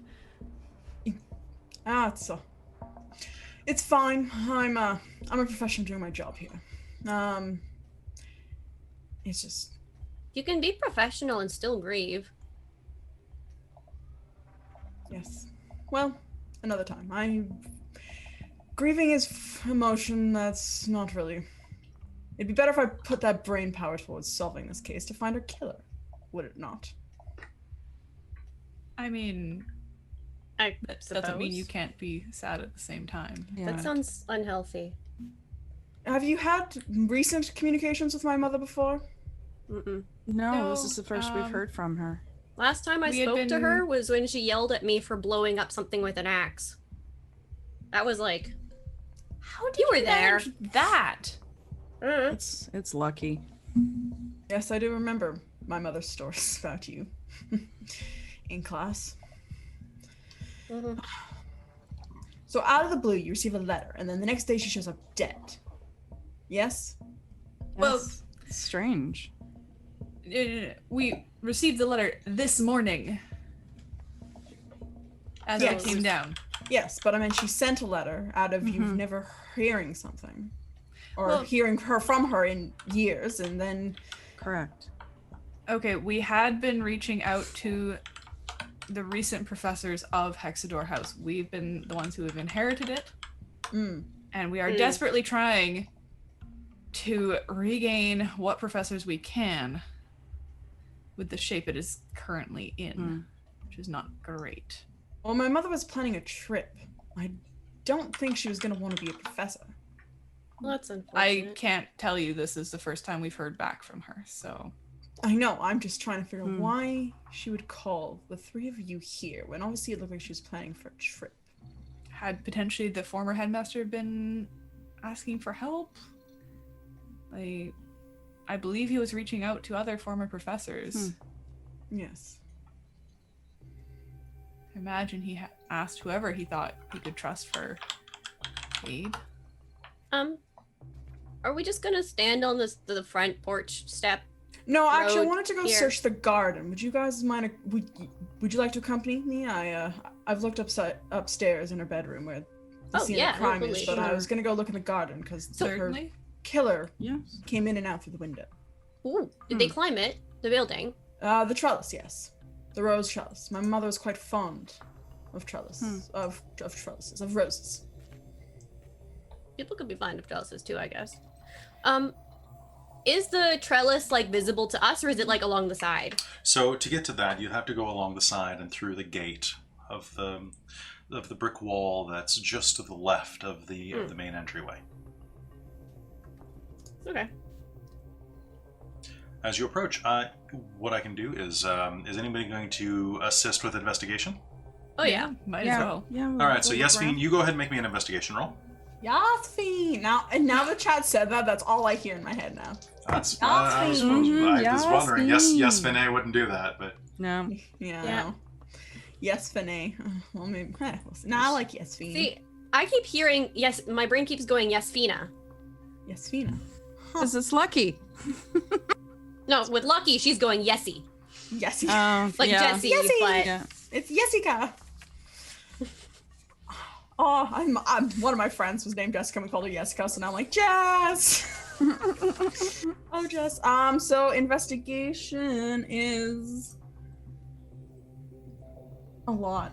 so you have an advantage on that. I know. I rolled a 2 and then I rolled a 16 plus 7. Sitting under me. So it is 16 plus 7. I got this. It's 23. Math. Okay, 23 My is character's smart. I'm not. 23 is different than 13 Yes. in some countries. In most countries, I would say. Many places. In Texas, it's like 33. Everything's bigger in Texas. It's true. Okay. 1 second. places, women's fashion would consider those to be the same thing or different things, depending. Sometimes one number is multiple things. It Yes, is. it is. All right, so as you're looking around, Lucky, you are going to find the following things. Yeah. You are going to find, let me just roll this for you, because I have a special chart for Lucky in these circumstances. Oh no.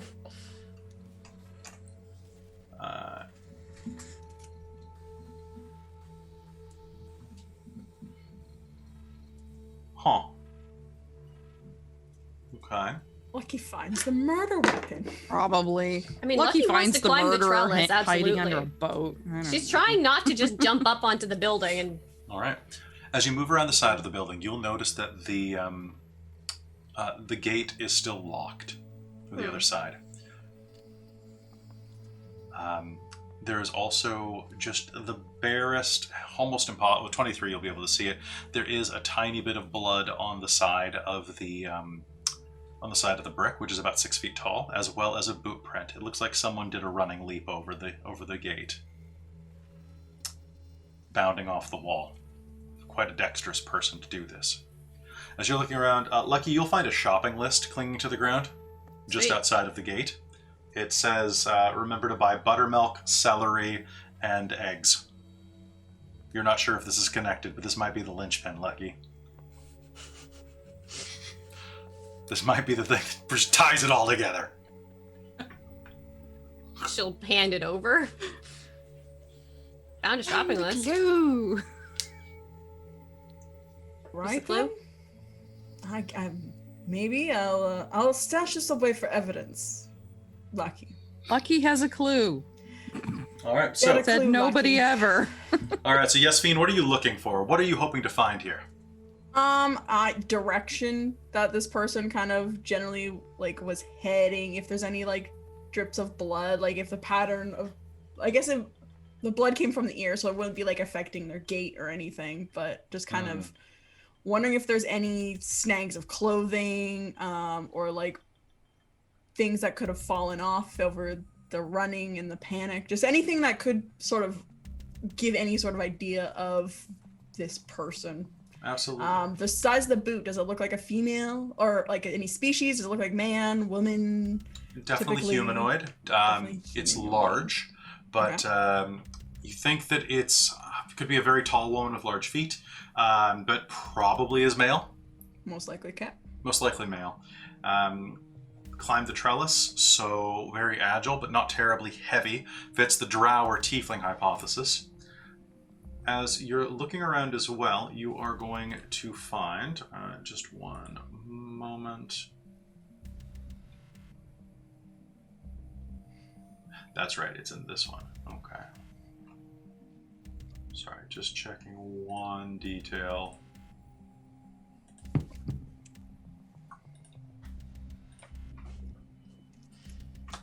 And as you guys see, she's not like moving her head much. She's like very still, just like slight twitching, almost like it doesn't look like she's investigating anything, but she's just like in focus mode, like not paying attention to what's going on around her. You guys could be like dying and she wouldn't really notice at this point. You are going to see that you're going to find something laying on the ground, kind of embedded in the rose bush. Looks like it fell out of the window, and it's a small golden earring. Probably knocked loose when the blast took the top of the ear. Can you make me a history roll, please? I would love to. Come on. What is my history? It's not good, but 12. 12. Looking down at this, it's a strange symbol. It's a circle with basically like a line drawn through the center of it, where the bar goes through the ear. But it kind of has this almost ruching pattern. It kind of looks like a cloud inside of a circle. Okay. Would I recognize that? Not with that roll. Not with that roll? Fine. Okay. You could show it to your party members. Yes, Or she'll your- take and go. Any of you recognize this? Huh? What is it? You all can make me a history roll. And I believe, Pippi, you have a bunch of bardic help on this. Yeah.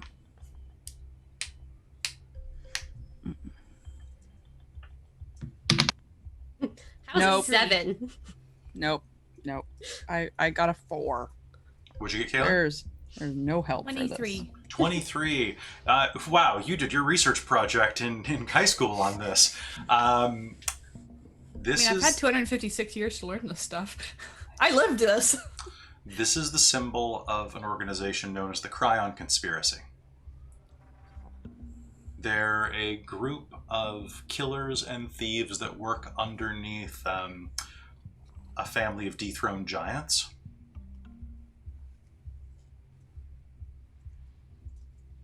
They're professional assassins. The Black Spiders will do assassination as well, but the Cryon Conspiracy,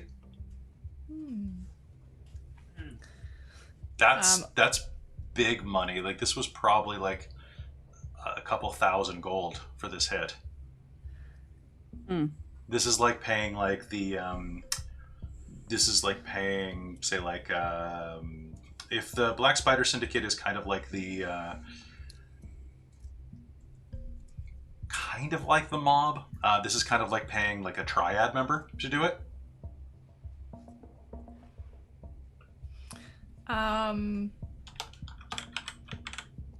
Okay, so I think I will keep that to myself for now. Because if they're that good, then potentially there's something listening to us. Who knows? But I'm going to suggest to... Okay, how is the name pronounced? For real, because I've heard so many different ones I can't remember now. What are you talking about? Mine? Robin's character? Yes. Yeah. Yes, Oh. Fiend. Yes, Yes, Fiend. Fiend. Kaylin will suggest once Yes Fiend kind of snaps out of it a little, or when she's done here, that potentially, like, could we go back to Hexador House and discuss? We might have some background information that might help you. Do you recognize this? She's gonna go very quiet and go, yes, but it's big enough that we probably don't want to talk about it out in the open. Okay. Just very quietly and kind of keeping, like, turned away from the street and other people and stuff, and just being all sneaky. But Do you think I could have that back? I have the ear that it goes to. I would like to keep all Yes. evidence together. there you are. All right. Well, if there's nothing else that I can gather from this area, why don't we have a little chat at your house? Right, and with Certainly. Please. that, you all head back to Hexador House, and I think that's a good time for us to take a quick break. So don't go anywhere. We'll be right back after these words from no one, really, but we'll be right back.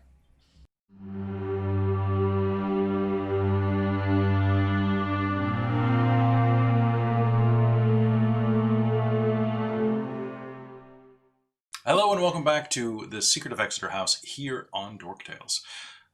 Now, as you leave the Hamlin district, you make your way back down toward the lower stations, and are you talking about anything as you're taking the train back down? So, where have you been this Not whole in time? particular. Oh, right. Yeah. Yes. Kaylin is Fiend. going to be way more careful about Yeah. anything on her. Yeah, just very light chit chat. Nothing that would give away anything. So, what's it like knowing your mom was murdered? I'm Lucky. still So- processing it. An old woman is sitting next to you, scoots away at that. Oh, that's one way to do that. Kaylin's gonna lean over to Yesfine and just be like, "You do know Lucky already, right?" Yes. I mean, not too well. We went Lucky to will school. This is the way Reach she her arm around talks Yes on a Fiend regular and give her a basis. pat on the shoulders. As far as I can tell, she doesn't actually mean anything by it, but Yes, no. kind of I- just have to roll with it. She's just very literal. yes. I've only just met her recently, and She's just taken a lot. she's just very literal. What you see is what you get. Yes, There- I, there I are remember no- that about her. Yeah. I didn't know if that changed or not, but No, Why would I does not seem change? to have. Lucky, Some people is, change. Lucky is just the best of all people. Now arriving at Glassward Station. That us? Depart here for Grey Neighbor No. and the harbor. Where did we get on?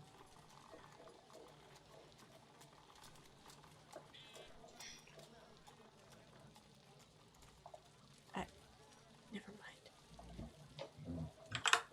Wouldn't this be our stop? This is your stop. It's Grey Neighbor, yes. All right, with that, you find yourself out on the street, so you can have this conversation as you're walking.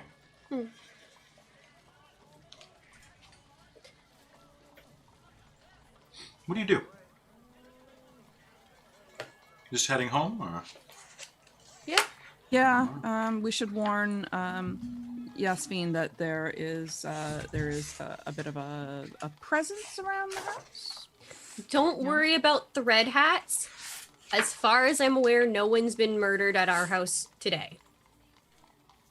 Not recently. They're either. based on a favor of. What were their names again? The Celis. The Celis twins. The Celis twins, you would know automatically, is one of the ruling families of the city. They are the seated nobility of the of Bell Fountain, the fancy district. Hmm. Yeah. How did you get such favor from them? We were working on something for them. Nah, Yeah, I don't know if it's a favor yet or not. interesting. They seem like rather entertaining individuals, though. What's everyone's passive perception? 13. So 10 plus your perception score. 13. 14. 16. 13. Okay. Cool. As you are looking around and just kind of taking in the sights and making your way back, all of you are going to get this sense that you're being watched. It's subtle, Can I but look it's... around subtly to see if I can figure out whose it is? Yes, you may. You give me a perception roll with disadvantage. I would like to use my eye for detail ability. It's pretty hurts. It's pretty busy out here, so you're going to give me that roll with disadvantage as well. That hurts so hard. I'm losing a nat 20 on that. Oh. Ooh. So I'm getting a dirty 20, but still, I could have had a nat 20. Okay. Well, your disadvantage is much nicer than my disadvantage. Yeah, I rolled a 20 and a 16, but That's still, nice. it hurts to lose a 20. It is. It does hurt. You find yourself walking down the swarming streets of Grey Neighbor. The unwashed masses moving along the cobblestones, carts and horses pulling things down to the docks to be loaded into merchant vessels, heading south. Oh, pardon me, you guys are at the north. So heading north to the other islands, off to Embreeze or to the Western Realms. What'd you get, Robin? I got a 14. 14. You glance around, but you can't quite make out who it is. The crowd is too thick. Kaelin, as you glance around, though, you will see a darting figure moving, moving among the crowd at just below hip level. And we'll see that there is a child. No, gnarled green ears jutting out the side of a kind of a bandana wrapped around a warty, rubbery face with a cap pushing down greasy black hair. This figure is wearing a long trench and shuffles between the crowd. Looks like a goblin.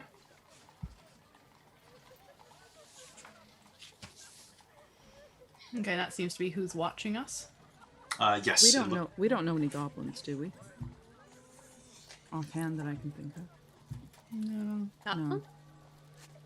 All right. Well, I think Where? Kaelin's just going to keep an eye on it then. Mm-hmm.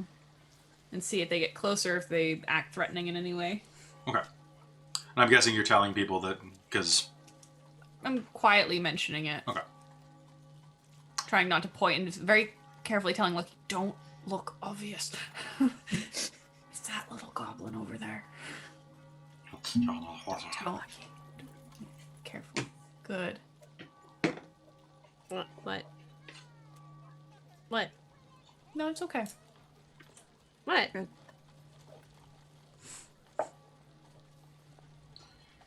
What? Nothing. Okay. That's fine. I was just pointing out the person who's been watching us. Don't stare at them. Because then they'll know that we've spotted them. No, like a convoluted route back to your house we could take? Try and throw them off the scent? Oh yeah, totally. Yeah. I mean, I think they know where we live just fine. They probably do. It's not exactly Maybe. hidden. No, it wasn't a secret. Well, let's go lead him to back alley. Yep. 4 versus 1. Alleys Yes. are not a bad idea. Uncertain if it makes a difference, but Lucky's background of street urchin means she has city secrets, so she can like get around really easily and Okay. sneakily. Sure. She knows the shortcuts. So Okay. So you know a shortcut down one of the nearby alleys. I swear this one doesn't mean you have to climb it the whole way. This time. Okay. Okay? Yeah. So heading up around the way, you will find that glass alley is directly ahead of you. It's a sharp, winding alley where a lot of tinkerers and glass blowers work. In fact, there's consistently people carrying panes of glass back and forth across the road. You just have to watch out. And sometimes duck. Do you head in there? Lucky will. Okay. What do the rest of you do? Sure. I think I mean, if Lucky- Yesfiend goes last. We probably shouldn't split up, so I guess if Lucky's gone, it's now time to follow. All right. So following down the road, can you give me one more perception roll? This time, just time flat. Though I didn't do a perception roll last time. Can I do it this time? Yes, you may. And that's just flat? 21. It's just flat. The road. Okay, 21. Damn. Perception. 15. 15. 12. 23.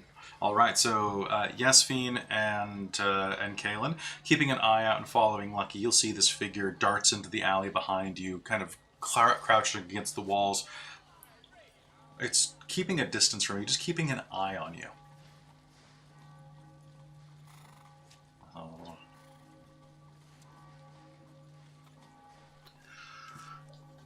It ducks behind a barrel of rainwater and like just narrows its eyes, keeping a mindful watch of you. What do you do? Sorry, did I catch it as well with my You 15? did not. Okay. He's a sneaky little bugger. Lucky will continue onward So down he's the just road. kind of keeping an eye on us. Give me an eye. Essentially? Yes. Well, I mean, it's a free world. He can stand there and watch us for all he wants. Okay. So, Kaelin will just keep an eye back, I guess. And she's feeling a bit more protective of herself at the moment because of being pickpocketed earlier. Aw, she's still pissed off. Do you just angle back toward Hexador at this point? I think so. Okay. As you get within just sight of the wrought iron gates surrounding the old manor, you will hear a noise behind you.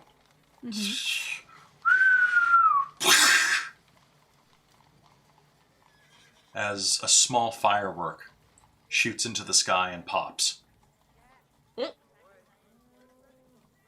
Fireworks are not terribly common around here. I'm gonna get back to Hexador quickly because I feel like that's a signal. It's a signal, and it could distract us, so don't give in to the distraction.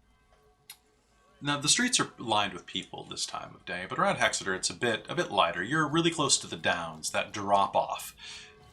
But as you approach, you can see that there are, just waiting around the corner outside of Sergeant Hask's view, a small gang of thugs sitting, smoking pipes, sitting on the edge of your railing. Teenagers for the most part.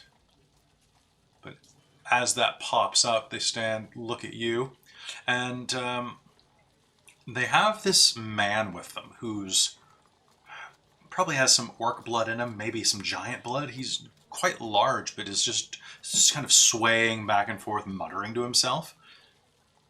They hold him by a chain collar. Hey, what's this? Is this them? Yeah, that's them. Hey, you! Bitches! Excuse me? Yeah, you, small one. Who are you? Kaelin is just gonna keep going. Hey, no passing me. And he's going to draw a short sword and step in front of you. I'll Misty Step. Okay. Oh, damn. Okay. Can I get an initiative roll off everybody? Okay. He was not expecting Misty Step, I'll tell you that. Whoop. Okay. Oh, damn. Really? Oh, awesome. I actually did something for a change. Cool. What's You my... do lots 15. of things all the time, Kelly. I do, but normally Finally, it's... I got my nat 20 back. Did you? Yeah, so it's Okay. 24 initiative. Okay, 24 initiative. Okay. Okay, anybody else get above 20? Okay. Joller 1. Joller Out of 16. 2. And then 1 sec. Hothead.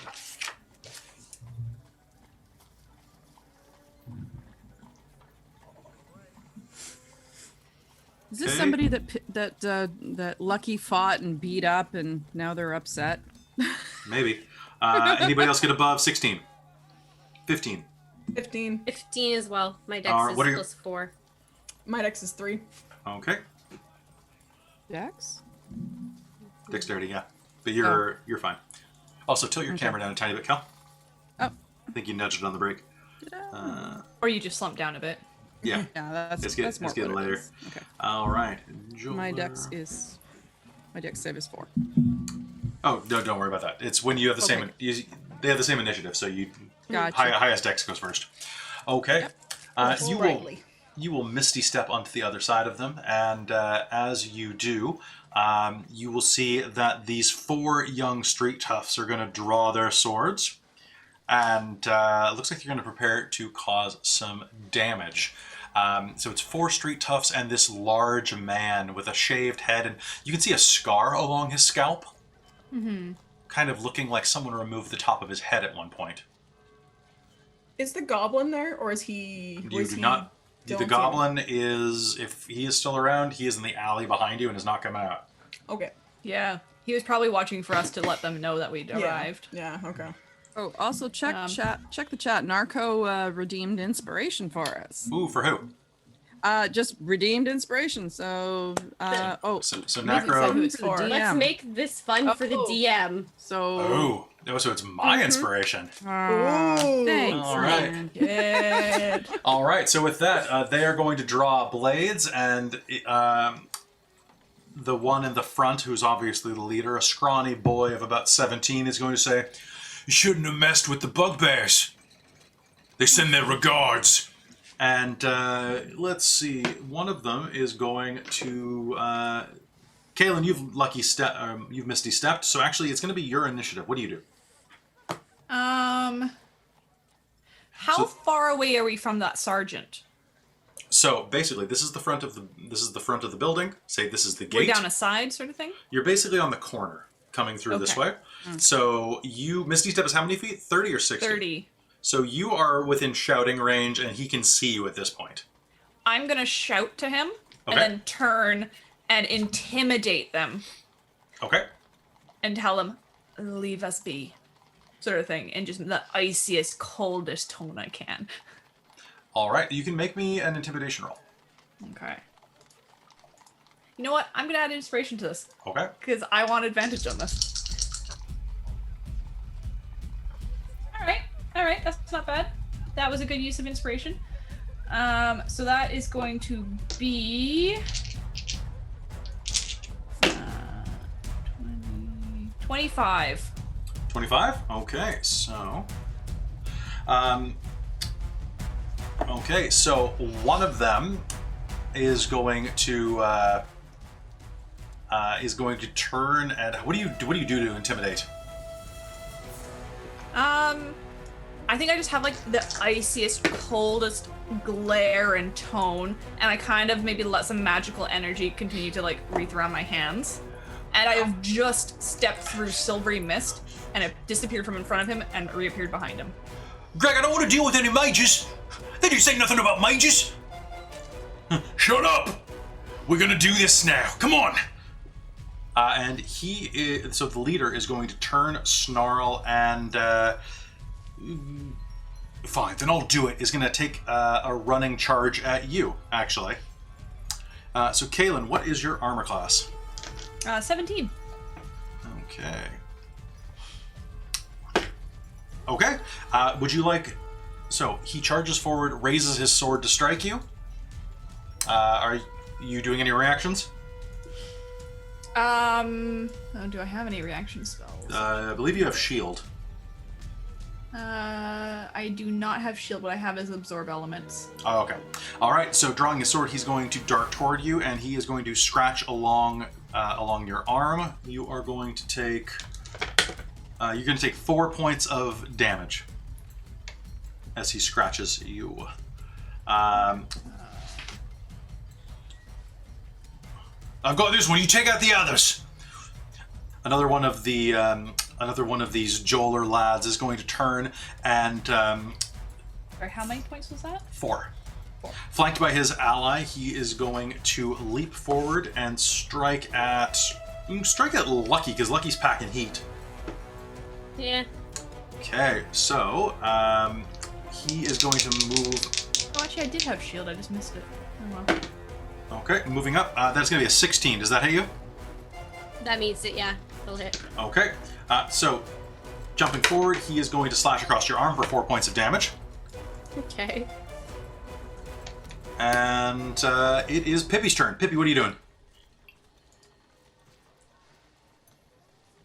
Pippi is going to cast a cantrip. She's going to use Vicious Mockery because, you know, that's always fun. All right, so there are 4 of these guys, one of which who looks demoralized for certain, and then that guy who's kind of rocking on his feet, doing nothing at the moment. I'm going to pick the one that looks demoralized because, you know, he's Okay. ready to just start All crying. Right. He is ready to start crying. So I fail. I got a 5 on my wisdom save. Oh Lord, like, you know, what kind of a miserable excuse of a thug are you? You can't even intimidate anybody. You just might as well go home. You're an embarrassment to your parents. Oh, I don't think they even want to look at you right now. You just My parents never wanted to look at me. Exactly. Like, what are you doing with your life? You're wasting it with these ding dongs. You should just go home and rethink everything. That's a lot to fit in 6 seconds, Cal, but let's... Real Just the fast. sense of what she says, though. I mean, you're a numb. You're like... Really All right, so go ahead and roll me the damage for that. Roll me the damage for that, if it's Oh, Vicious Mockery. So Yep. you also do psychic damage with that. Yes. So you are rolling 1d4. Yeah. Okay. Oh gosh, my d4s are all at the bottom. You can roll a d8 and divide it by half if you really want. That's true. I found a d4. Oh, and actually, Robin, I'd forgotten when I was describing my character, you would have noticed up close that she has black scaling. Ooh. Yeah. Because she All is right. a sorcerer of the draconic bloodline. Ooh. He's going to just kind of like shrink back and try to back away, but he's kind of in the middle of this fight and doesn't know which way to go. But we'll get to him on his turn. Pippi, as you shout all of that out, there are 2 youths who are hanging back, with the one with the scar in his scalp, and one of them is going to turn and go, "All right, Bruiser, go get him," and is going to pull on the chain and unleash it. The man is going to turn and look around. Smashy time. Smashy time! And as he does, you're going to see veins begin to extrude out of his neck. And story time! Can I trip him? Oh. His muscles are going to swell up, and he's going to roar and charge at me smash me gnome! And trip him. So I would like to rage, and I think I will.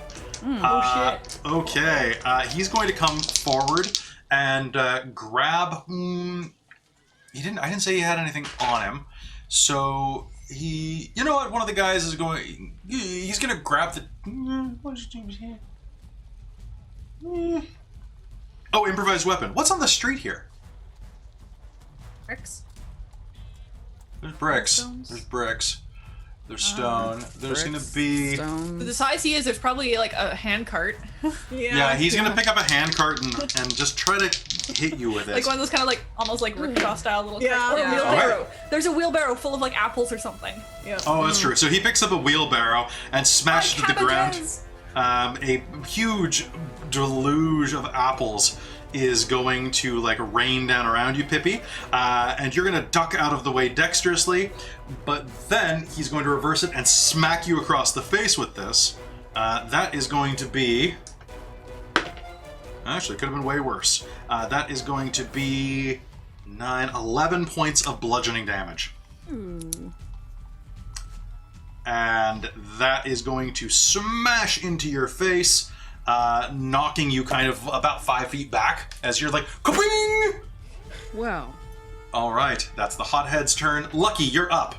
So what's happening right now is that you've got one guy in front of you who's like, poke, poke. There's another guy next to him who's ready to poke, poke, but it's not his turn. And then the hothead just went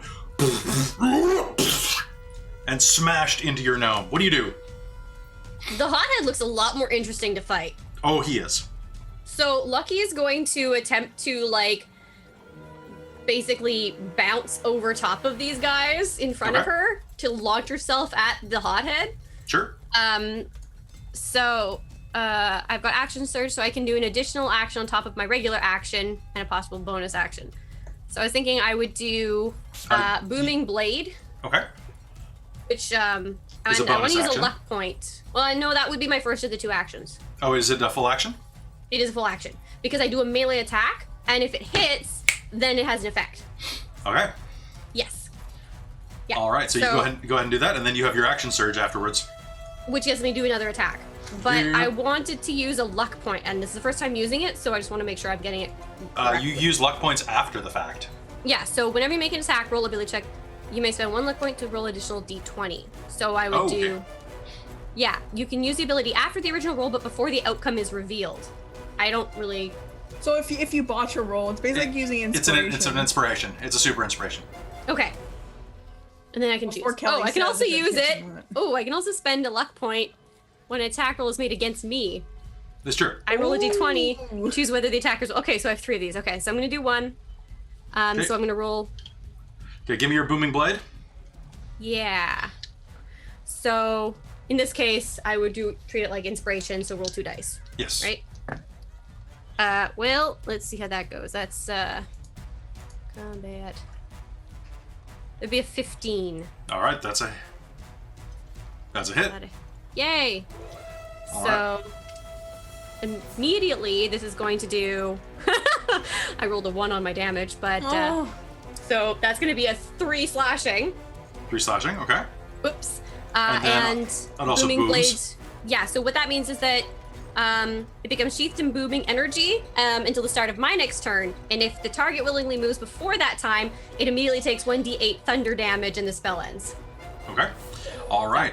That's impressive. And then I can still do a normal attack after that, I believe. I believe you can still do a magical attack with action surge. Can I do as far as I've read in some forums, action surge is broken as hell. Oh, so then I could potentially cast magic missile? I think so. Double check me on YouTube. You can leave a comment to let me know, but I believe action surge is broken as hell, and you might as well enjoy it. All I've heard I've heard because I was listening to a podcast where they had a fighter that had action surge, and you basically just got to redo. Yeah, you get like 2 actions for the price of 1, right? So, okay. So like, yeah, you can use booming blade again. Yeah, you could do the exact same thing twice. You could use green flame blade. I don't have that one. You need to get that one. Yeah, I didn't take it. I took magic missile, shield, expeditious retreat, and blade ward. Ooh, that's fun. Did you? I have resistance against bludgeoning, piercing, slashing, and damage. Did you say that your blade is magical for the rest of the turn, or glows or something? No, what it means is that I have hit them with a weapon. Yeah. And now they are sheathed in booming energy. They are sheathed in energy. Okay. Yes. So if they move at all, willingly. Sounds good. Okay. So take your second action. What are you doing? I think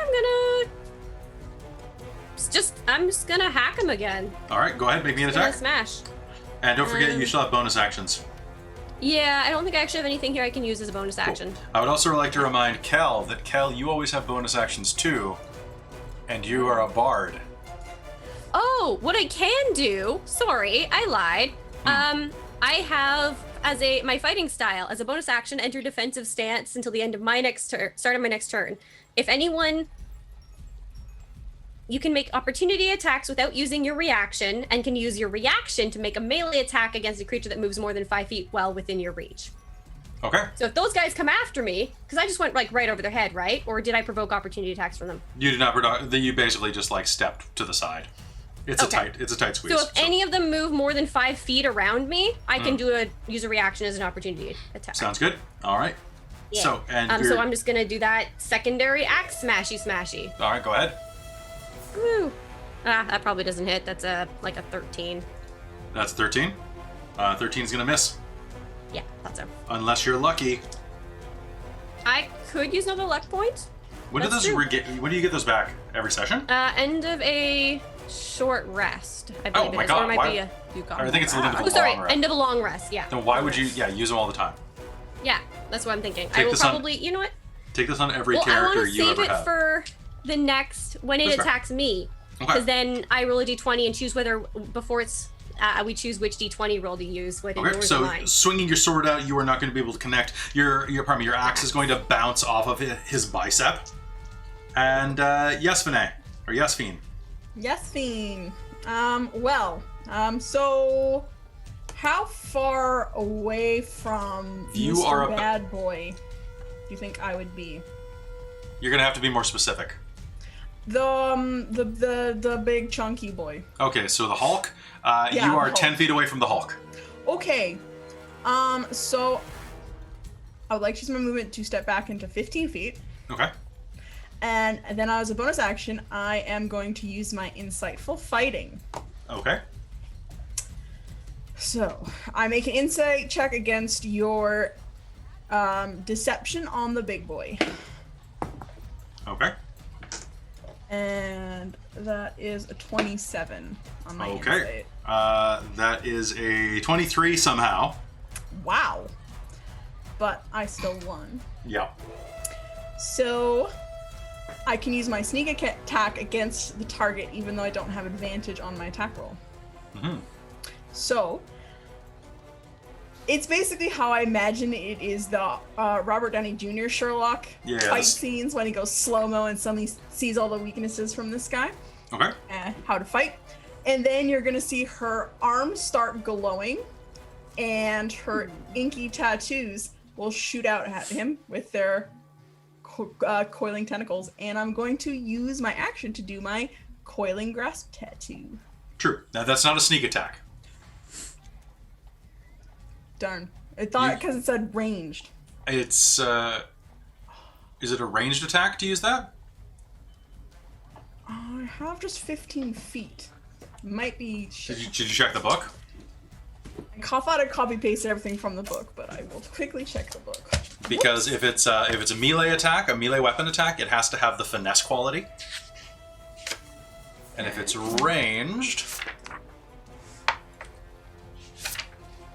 Sorry, this is my. that's fine. Oh, It's also a weird bonus thing. chat makes a good point because my It character's wouldn't matter for this. Not for this? Okay. No. Where is fucking. Good try, chat. You need advantage on the attack roll. So like, you can do it anytime you're within 5 feet of an ally. Basically, if you are fighting the same ally that someone, or probably the same enemy that someone else is within 5 feet, then you will have sneak attack on that. But Robin gets this for the rest of the fight against this person, even if no one else is near. Yeah. Does It doesn't say what it is. It just says it's force damage. it say it is a ranged weapon? It doesn't. It just says wondrous item uncommon. What does it say on the attack part? It just says while the tattoo is on your skin, you can as an action cause the tattoo to extrude into ink tendrils which reach for the creature you can see within 15 feet of you. The creature must succeed on a DC 14 strength saving throw. Yeah, so that's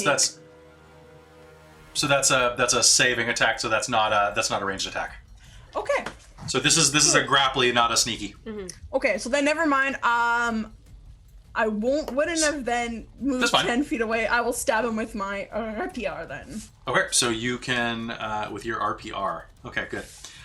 So you can move closer and flank alongside Lucky, which means that you will have the chance to sneak attack on this. So make me an attack roll. I believe in you. Come on. Does an 18 hit? An 18 hits. Go ahead and roll me damage with sneak attack at your level. I believe that is... 2d6. Is it still plus 2? It's at 5. It goes up to 3d6. Yeah. So, do a d8 for the RPR. This is all new dice. Not used to d8s. I'm used to d12s. Well, I rolled the wrong dice. I rolled a 0. I'm like, there's no 0 in 8. I rolled a d10. Excuse me while I find a d8. That's a hell of a rapier. Wow. What? I was like 0. What? There we go. Okay, so 8 for the rapier damage, and then an extra 9. So 17 damage total. Jesus. 17. All right, your blade lashes out, and in slow motion, you step forward. You can see that, yes, of course, that much weight on top of those legs. This guy has definitely skipped a leg day. His calves are actually underdeveloped, and you can see his Achilles tendon straining against the base of his ripped pants, which are purple, of course. And as your blade lashes out, it hits the skin, and it should have gone in deeper than that. Oh my god, he's really, really tough. They kind of do. He's definitely resistant to a lot of types of damage here. Okay. Oh my god, he's super angry, but that's still a good hit, though.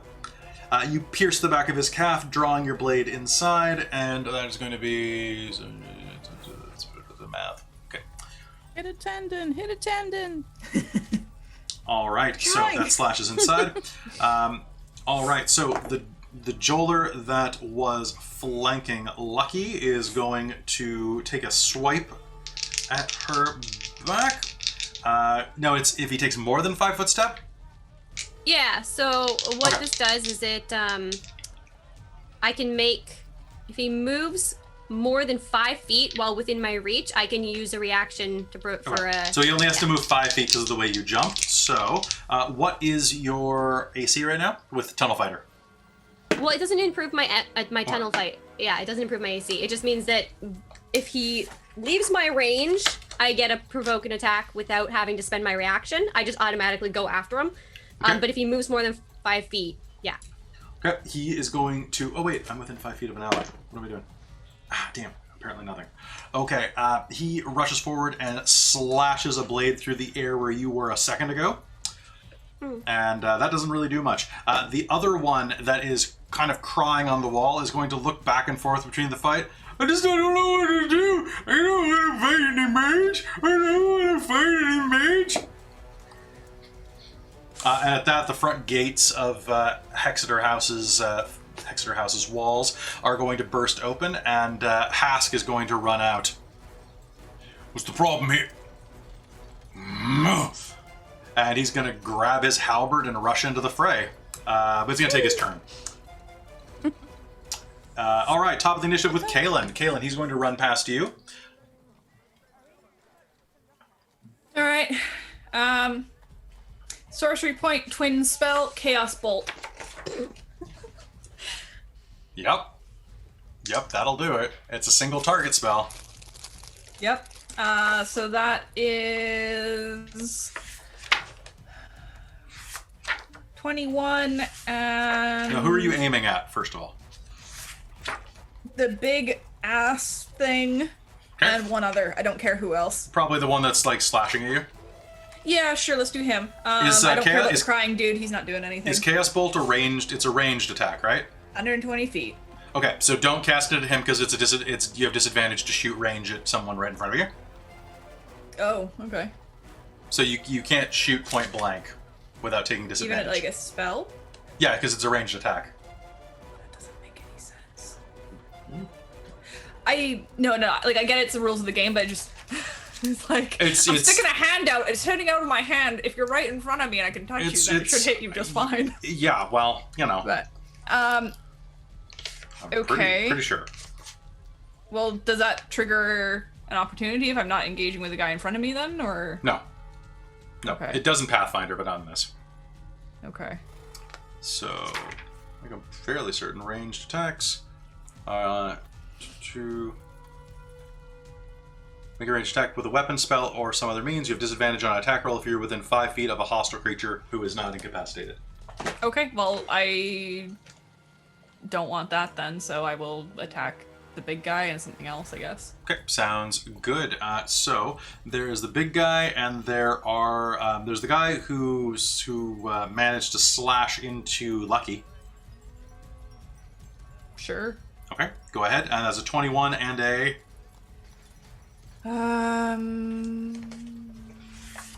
24. Okay, yeah, those are probably hits. Roll me damage. Okay. So on. Oh, let me just figure out what this is doing. Okay. So that's those ones.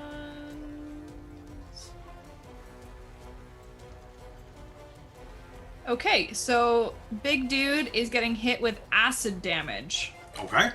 Oh, that sucks. And that is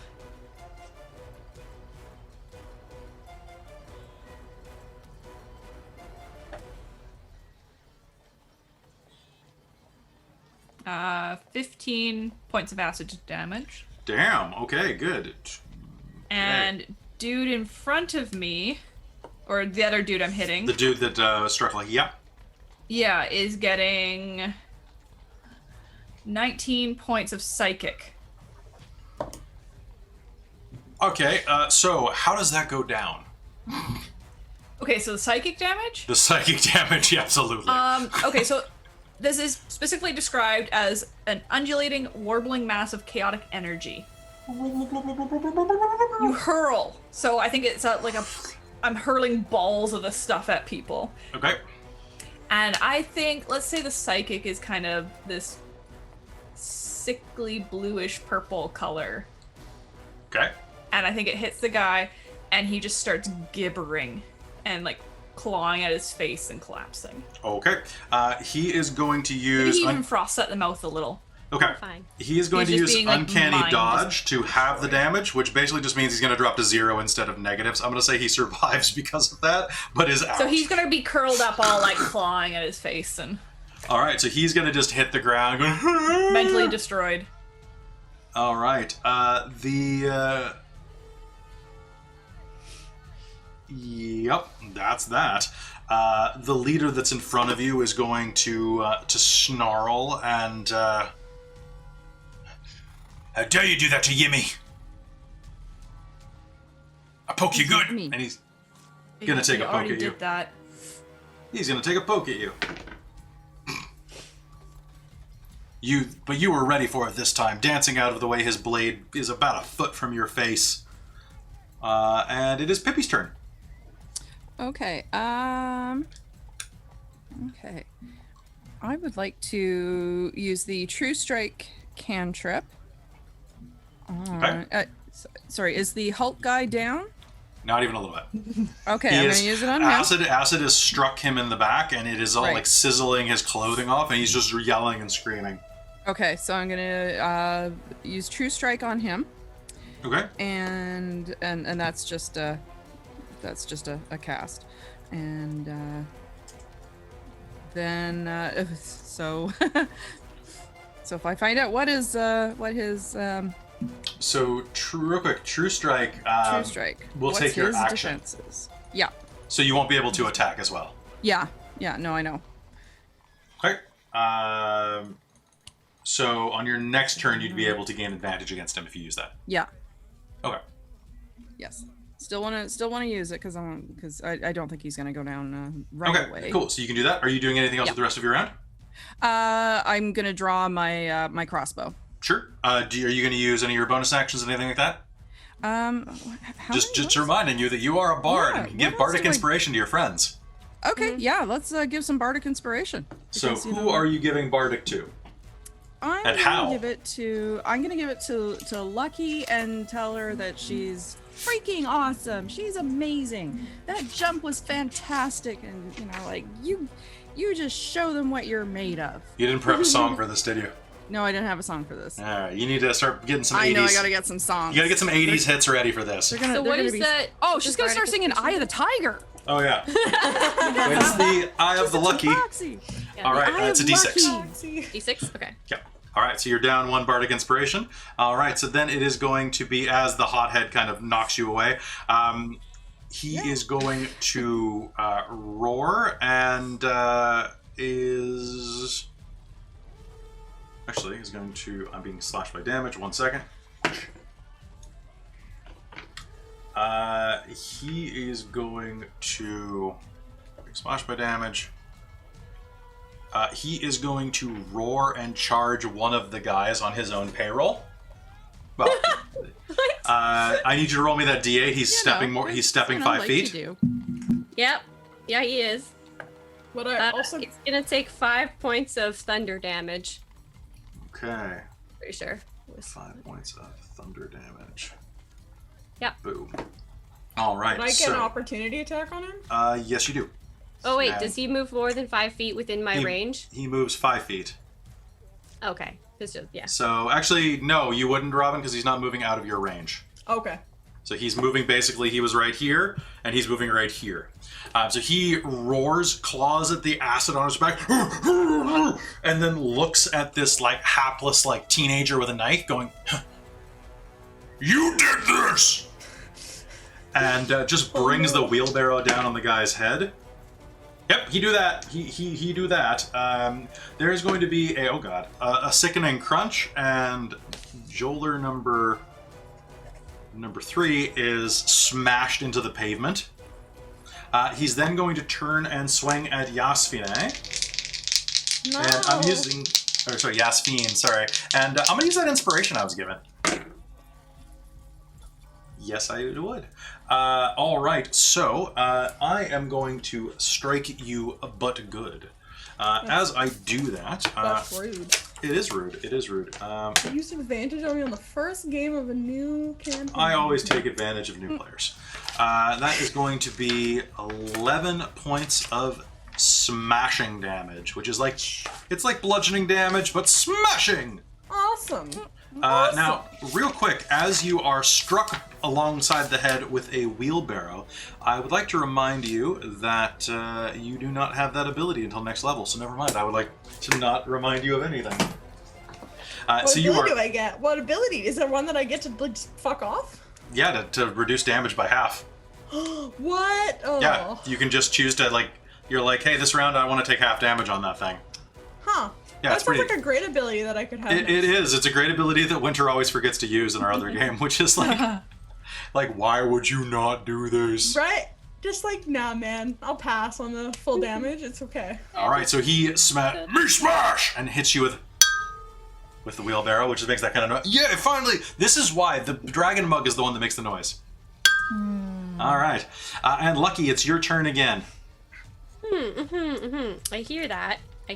So there are 2 of these guys up, one of which is fighting with Kaelin, the other which is kind of like looking back and forth, not sure what to do, but is probably going to run this round, and then the hothead. I'm gonna spend another luck point as I go after the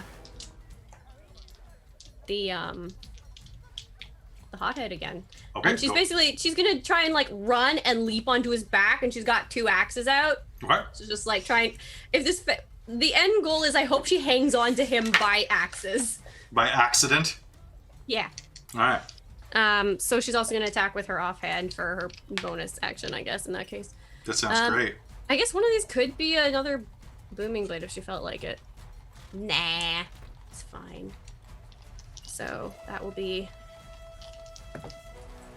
So that's an 18. Okay, that's a hit. Yeah, and then offhand is a... Remind myself what I add to that. Oh, that's 14. On the second one? Yeah. Would you like to use your Bardic Inspiration on it? Sure. How's a... I said 14, that's going to be a 17. That's a hit. All right, you have 2 hits. Roll me damage. Sweet. Well, one of them's going to do 5 points of slashing. The other one's going to do 1. 1 point. Yeah. And she's cackling madly.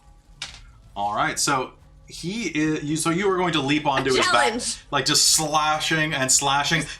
You're having trouble getting your axes in. It's like trying to hit a petrified tree. He's just so veiny. He's really veiny, guys. Come on. You saw that. Do I have to show you again? Look how veiny he is. veins. All right. As you slash into him, he's going to roar. And yes, Fiend, it's your turn. You've been clobbered by a wheelbarrow. There's a tabaxi on this thing's back, which is the perfect time to probably stab him. I'm not going to lie. Yeah, okay. I will stab him then. I was thinking about using my special tat, but you know, maybe I'll just stab Sure, you can use your him. special tat to try to wrestle him if you want. Sure. So I'm gonna use my bonus action to disengage and move back 15 feet. Okay. And then I'm gonna shoot my tendrils at him. Okay. And this I would is like to use my inspiration to give you disadvantage. on that. all right, so that's going to drop me just to regular because I'm in rage. Oh, you are? Yeah. So, what's my DC for this? 14. Against all odds, I only rolled a 10. Or no, 12. I rolled a 12. Which is not enough. All right, so in this case, once again, the black tendril tattoos on your arms are going to ink and ooze out of you and are going to lash out, and he is considered grappled, if I'm not mistaken, right? Yes, and he gets 3d6 force damage. How is that not a ranged attack? I'm going to have to look that up. We're going to look that up after game. That's what I thought. Yeah, that's what I thought. That's what I was thinking. It's like it's shooting out of my arm up to 15 feet away from me. Like, But it has to say ranged in the rule, and I think that might be something they just didn't print right. We're going to have to look that up. Yeah, It might okay, also be cool. because that would be broken as hell. right? Because like a level 1 rogue would have 5d6 as a sneak attack with that. That would be great. So yeah. So yeah, they're grappled if they fail to. They are failed. Or they are failed. They did And fail. that's only 6. Okay, damage. 6 damage. All right, you are going to lash One, your 2, 3 tentacles over the around his legs and start to pull him. No, no, take me, squid. All right. Morale save. Okay, the one that was not sure of what to do just yells, "I'm gonna get out of here!" and like makes a beeline, just basically like as far as he can. He's gonna spend his action doing the roundabout, moving away from your ranges. But that means that he's gonna run past Hask. Good. Get him, Hask. Do something for once. Grab him. You literally just met this guy. Clothesline him. I know, I'm joking. That's a 32 to hit. Damn. Nice. One moment, I gotta look up his stats. It's this one. Alright, so Red Robe, Wrathful Reprisal. No, that's only if you get hit. Okay, so that's a... yeah, the guy is going to turn and run, and you're going to see a flurry of motion out of Hask's hand as he reverses his halberd and just jams the blunt into the top of the guy's skull, like right where it meets the neck, and he's going to go face down into the cobblestones. And then you he's can going kill to him, spend that's his other 30 feet to move up next to the rest of his movement to move up next to the hothead. Yep, so he's out. All right, top of the initiative, Kaelin. Okay. How many do we have left? Just the hothead. Pardon me, the hothead and the leader that you're fighting. Okay. So the hothead is the veiny dude? He's dead. He's literally just Okay. the veiny dude. The veiny dude. And I think when I twin spell, I can't target the same creature with it, can I? You cannot, no. Yeah, okay.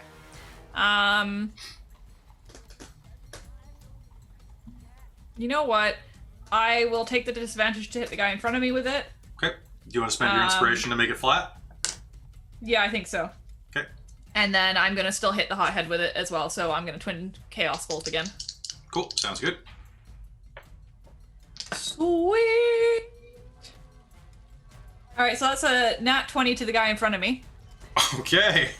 And I rolled an 18 for the hothead, so I think with my +6... That is going to be a hit. Roll me damage and tell me what kind of damage.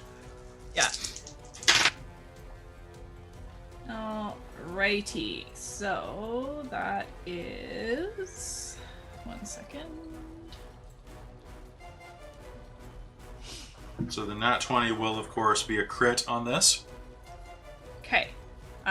So... The hothead is getting psychic damage.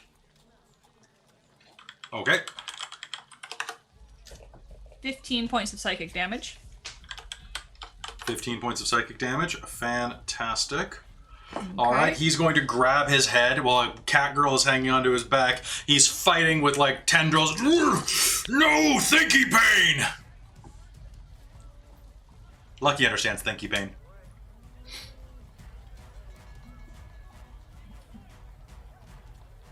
And the leader dude is going to take 20 points of acid damage. Oh shit!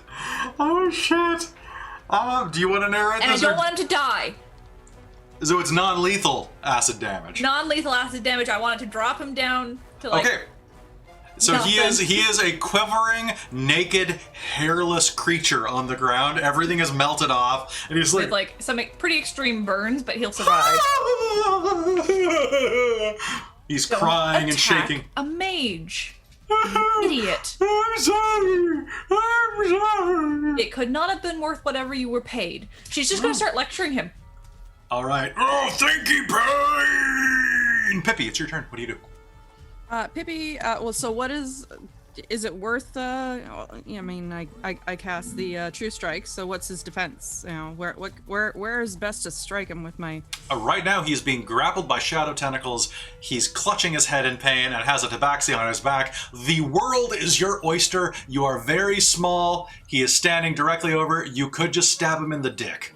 That sounds like a great plan. That sounds like a Pippi thing. Stab him in the That's dick! a Pippi thing. You have advantage to stab him in the dick. Yeah. Charge! Honestly, I'll roll a dice. It is, that's the wrong dice to roll. It is, you know what? You'd probably need True Strike to hit it at this point. He's got steroid abuse problems. Well, I did use True Strike. I know, but like, I'm just saying, Yeah. it's, Yeah. yeah. Alright. Alright, make me attack. Okay. So you have advantage, roll me 2 d20s, let's see what happens. Okay. Alrighty, let's see what happens. As everything goes flying off the table. We have a 14 and an 11. A 14 and an 11. The 14 is gonna hit. Okay. Roll me damage, please. Okay. I'm going to... What did you roll to get a 14? Because you should have a plus 6 or 7 on your attack. Oh, okay. So then that would make it a dirty 20. So what's your dice roll? It is an actual 14. Oh, don't forget to add your dexterity plus your proficiency right. bonus. Mm-hmm. Right. So then that becomes proficiency. I think it's like a dirty 20. Yeah, it is a dirty 20. Okay, Yep. so go ahead and roll me damage, and don't forget to add your dexterity to the damage. Okie dokie. I need me a d8. And sorry, my dex bonus? Your dex bonus goes to damage, yeah. Yeah, okay. Or strength if it's bigger. No dex. 4. So I rolled a 2. My dex bonus is 2. Okay. So let's give him a 4. 4 total? Yep. Okay. I'm sure a 4 is probably going to hurt a lot. Yes, would you like to describe how you take him out of the fight with a teeny rapier stab to the groin? Does he just fly off screaming like... Yeah. Oh yeah. She gives him a jab and he's just like, ah! All right. And he's going to leap I don't know into the what's air. going to happen to So he's going to leap into the Lucky. air at this point, You better grabbing his bleeding hang on. crotch, which is going to release all tension on Yasfine's hold on him, which means that he's going to be catapulted toward her, which means that she can kind of throw him and Lucky like against the gate, or against the street, or against a nearby building, or a cabbage stand, like whatever's good for you. cabbages. They're soft. You can land on them. So spinning around, I guess he's going to fly into the stone barrier that kind of the Hexador House's fence is attached to, and is going to just be clobbered in the face. Lucky. Should I do a dex save to bounce off so that I don't? Oh yeah, hit the with wall too? advantage. Oh yeah, totally. I just imagine her going like whoop, boink. Technically counts as your victory. You're a cat. You land on your feet. Sometimes. the Dex time. save is 21. Okay, you're not only going to manage to leap off, you're going to leap off and land on top of that stone pylon, like the corner piece, and just kind of crouch. Nailed it. And that is going to be the end of this combat. Hask is going to reach up and is going to blow on his whistle for more reinforcements. And as he does so, can I get a perception roll off of all of you? I was gonna say Kaylin is gonna turn back towards the house to make sure that nobody's trying to take advantage. Dirty 20. Dirty 20? Okay. Yeah. Because she's worried that this is a distraction. Sorry, we're rolling for perception? Perception. Oh, hey. Perception. Can I perceive? Can you perceive? Also, a dirty 20. 12? 12? Okay. Oh. Lucky's Maybe having some battle perception. high. That's true. Pippi's perception is like nil today. It's. You got hit with a wheelbarrow. You're doing pretty good. Yeah. I'm standing. That's good. But Okay. yeah, no. What'd you get total? 9. 9. All right. 9. So as It's a little dazed. Okay. So Lucky, you are crouched the wrong direction. You aren't going to see. Kaylin, you glance up, and from the direction that Yasmin is standing, you are going to both see a dark figure moving through one of the upper windows of Hexador House. Oh well, shit. And I think we're going to call game there.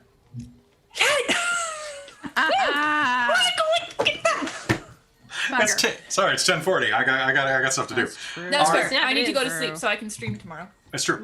All right, guys, thank you so much for tuning into this episode of The Secret of Hexador House. Did you guys have some fun with the new player? Yeah. Yes, this is So- great. Into the Great game. intro. So, Robin, are you enjoying it? Yeah. Okay. If you have any questions about the world, Thanks for having me, guys. yeah, it'd be good if we could get Grace in here too. Then all 5 of us could be here. Oh, that would my be God, awesome. That would absolute be. cluster fuckery. Well, hopefully she's down having a for good that. time at work or wherever she is at the moment, because God even knows with her schedule. So guys, hey, thank you so much for tuning in. It has been a lot of fun. We hope that you enjoyed it and that you stick around next time. Tomorrow night is Werewolf the Forsaken, The Bitches of Brewery Park. I hope you come and watch it. And be sure to come back for Rime of the Frost Maiden on Tuesday. Shards of Nirn on Wednesday. If you only catch one game this week, I would say it should honestly be Shards of Nirn on Wednesday, because if they get as far as I want them to, it's going to be great. And it's going to be fantastic. So thank you so much for being with us. We will see you next time. Bye, everybody.